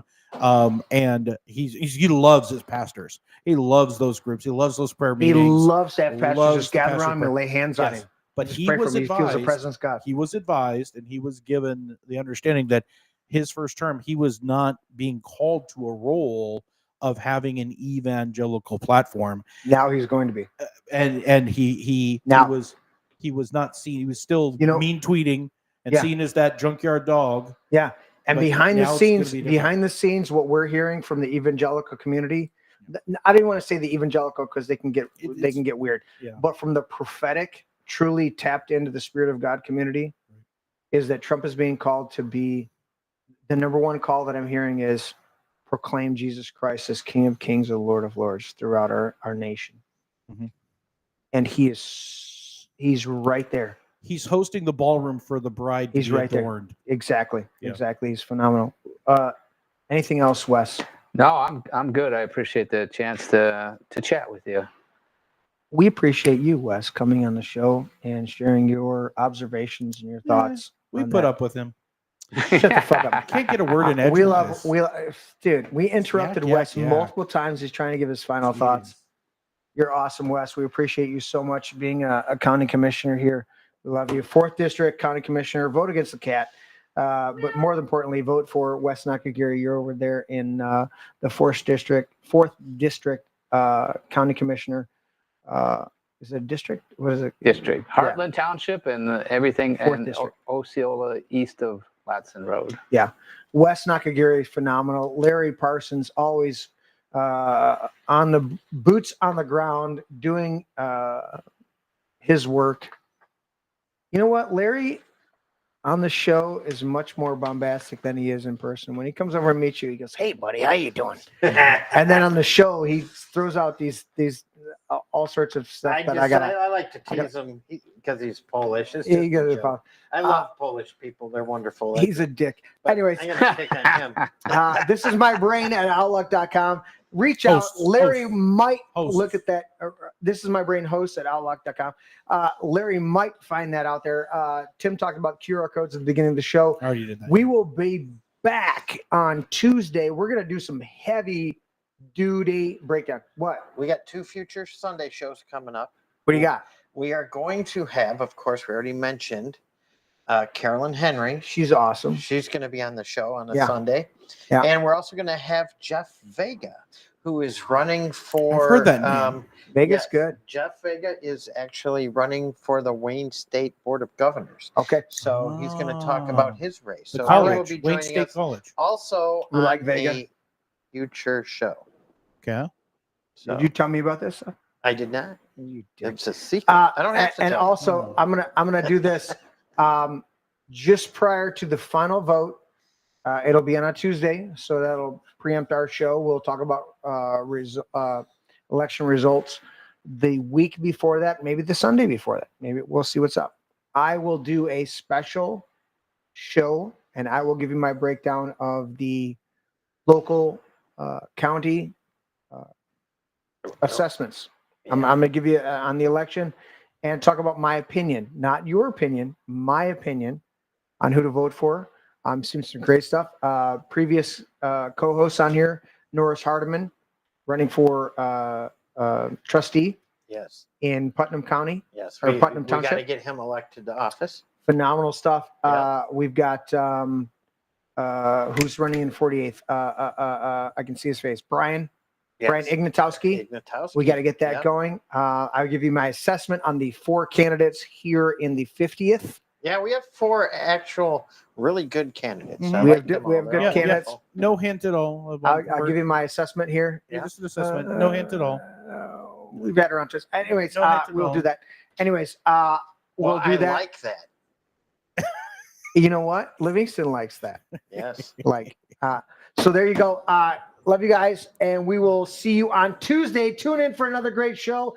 Thank you. Like, share, and subscribe. Hit that thumbs up button in Rumble. If you're on And the join other us on platforms, Twitch. I don't know what's wrong with you, but come over to Rumble. Hit that thumbs up. Thank you once again, Wes Clip on Nakagiri, Twitch. the 4th District County Commissioner. You were awesome with all the other commissioners, but you come on my show on a regular basis, and I love you, bro. Thank you for attending the RNC and giving us a synopsis of that and your insights. We appreciate you so It's much. one for the Wes. history books. All right. Thank you, guys. We'll catch you another time. Yeah. So Mike, This is my brain. Dad, that's an egg. Yeah, that's an egg. Honey, Dude, that's an egg. seriously. That's an egg. It's a metaphor. It's still an egg. That's an egg. I would challenge you. That's an egg. I know my brain is not actually an egg, okay? It's a metaphor. Metaphor or not, that's not your brain. It's just an egg. Una cerveza para mí. My egg is my brain. Can I at least have some bacon, maybe some sausage with that egg, though? Oh, I want some bacon. I want crepes. Have some bacon and pancakes with that egg. I'll take it with cheese. Extra large brown cage-free eggs.